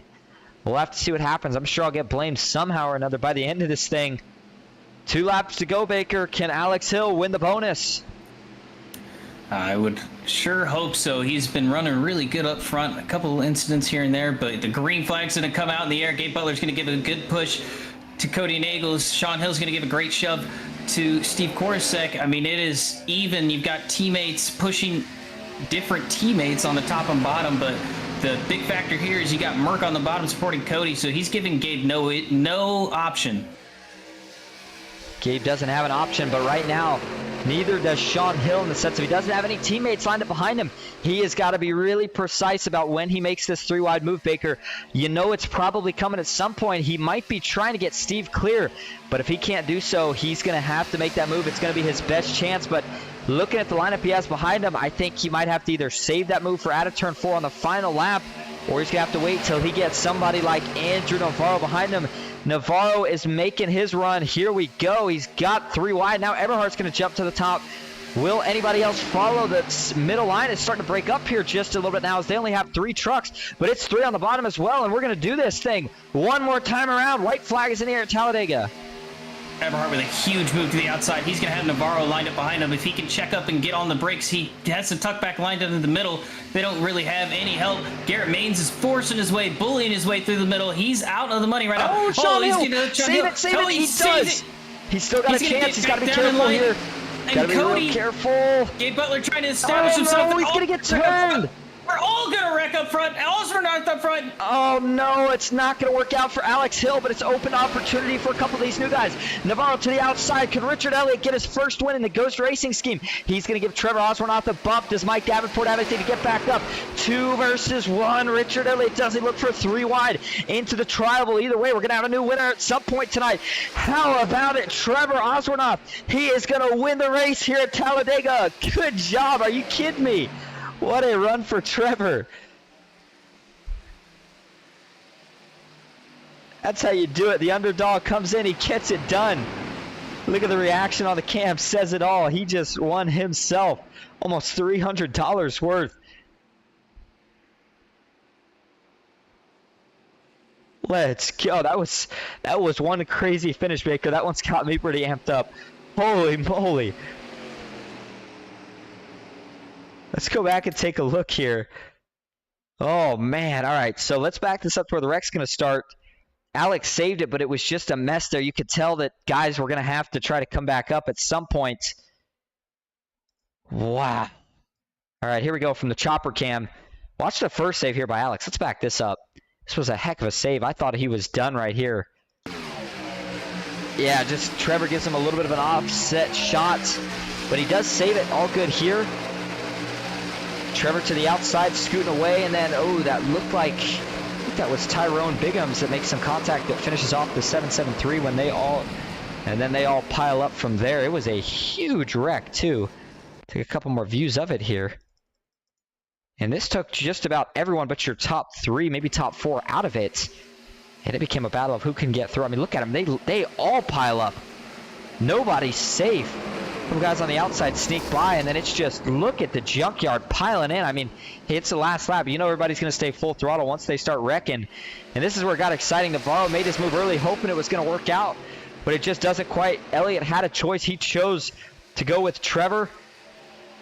Sticks with him here. Doesn't even have a chance to make a move, though, as the 42 hung close enough. 89 from here. He's got it. Checkered flag. And that is your winning moment. We're going to give Trevor a chance to get himself prepped. We will be having an interview from him here. We'll try to get him in the booth, that is. But we're also going to get your top 3 in the booth as he's going to come down, burn this thing around. Just celebrated the biggest victory he's probably gotten, if I had to assume, in the sense of money terms. We'll talk about all that momentarily. Interviews in just a moment. Stick with us.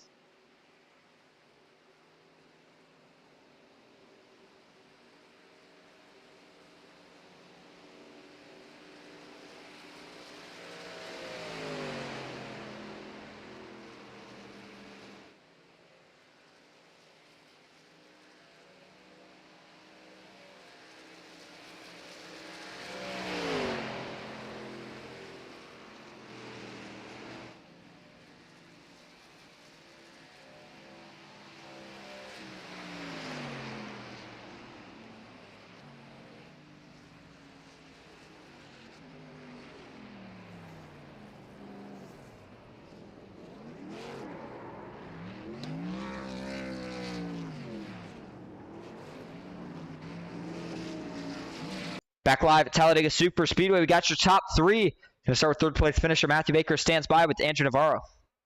Hey, Andrew, this is Austin and Matt up in the booth. You got a copy? Yeah. Well, walk us through that crazy last lap and how you're able to stick it on the outside and come home with a podium finish. Yeah, I don't honestly, I don't even know how I finished in the podium after speeding, but it feels like they were wrecking for an entire backstretch there.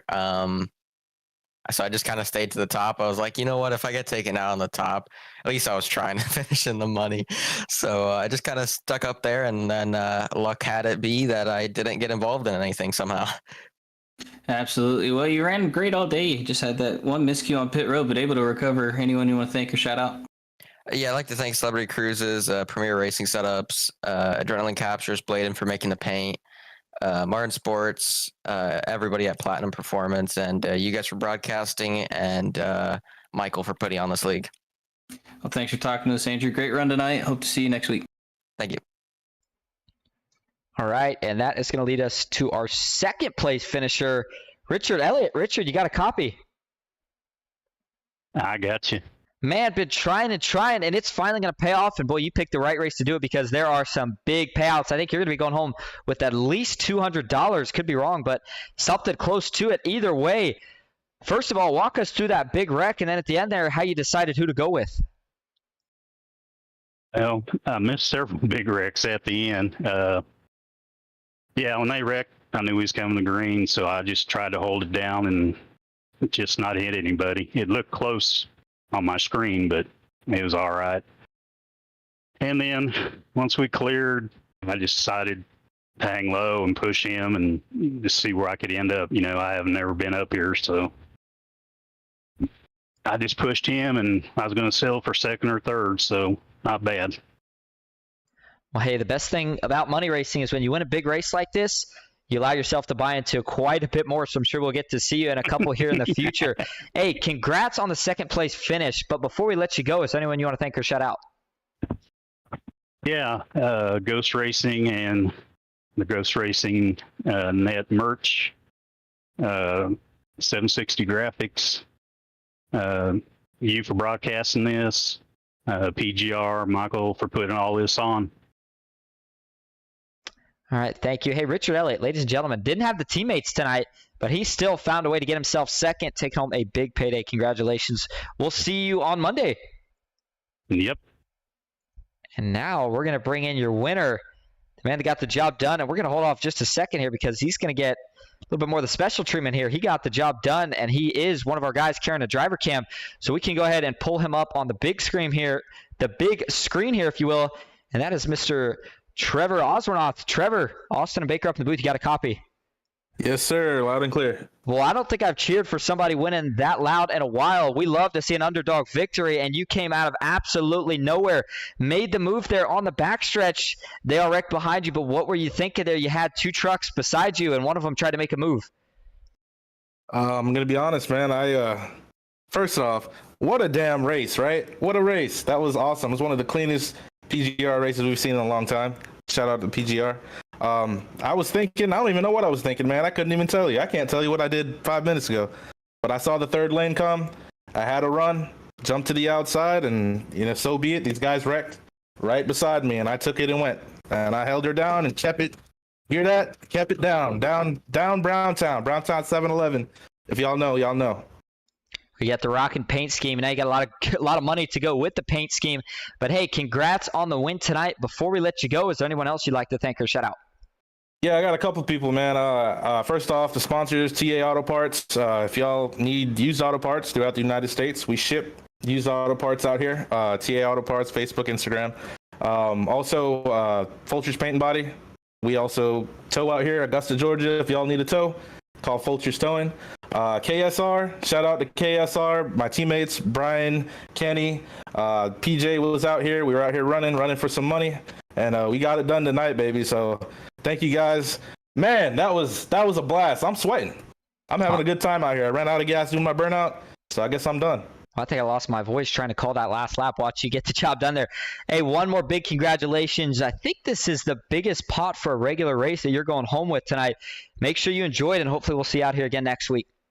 Hey, for sure, man. Go big or go home. Thank you.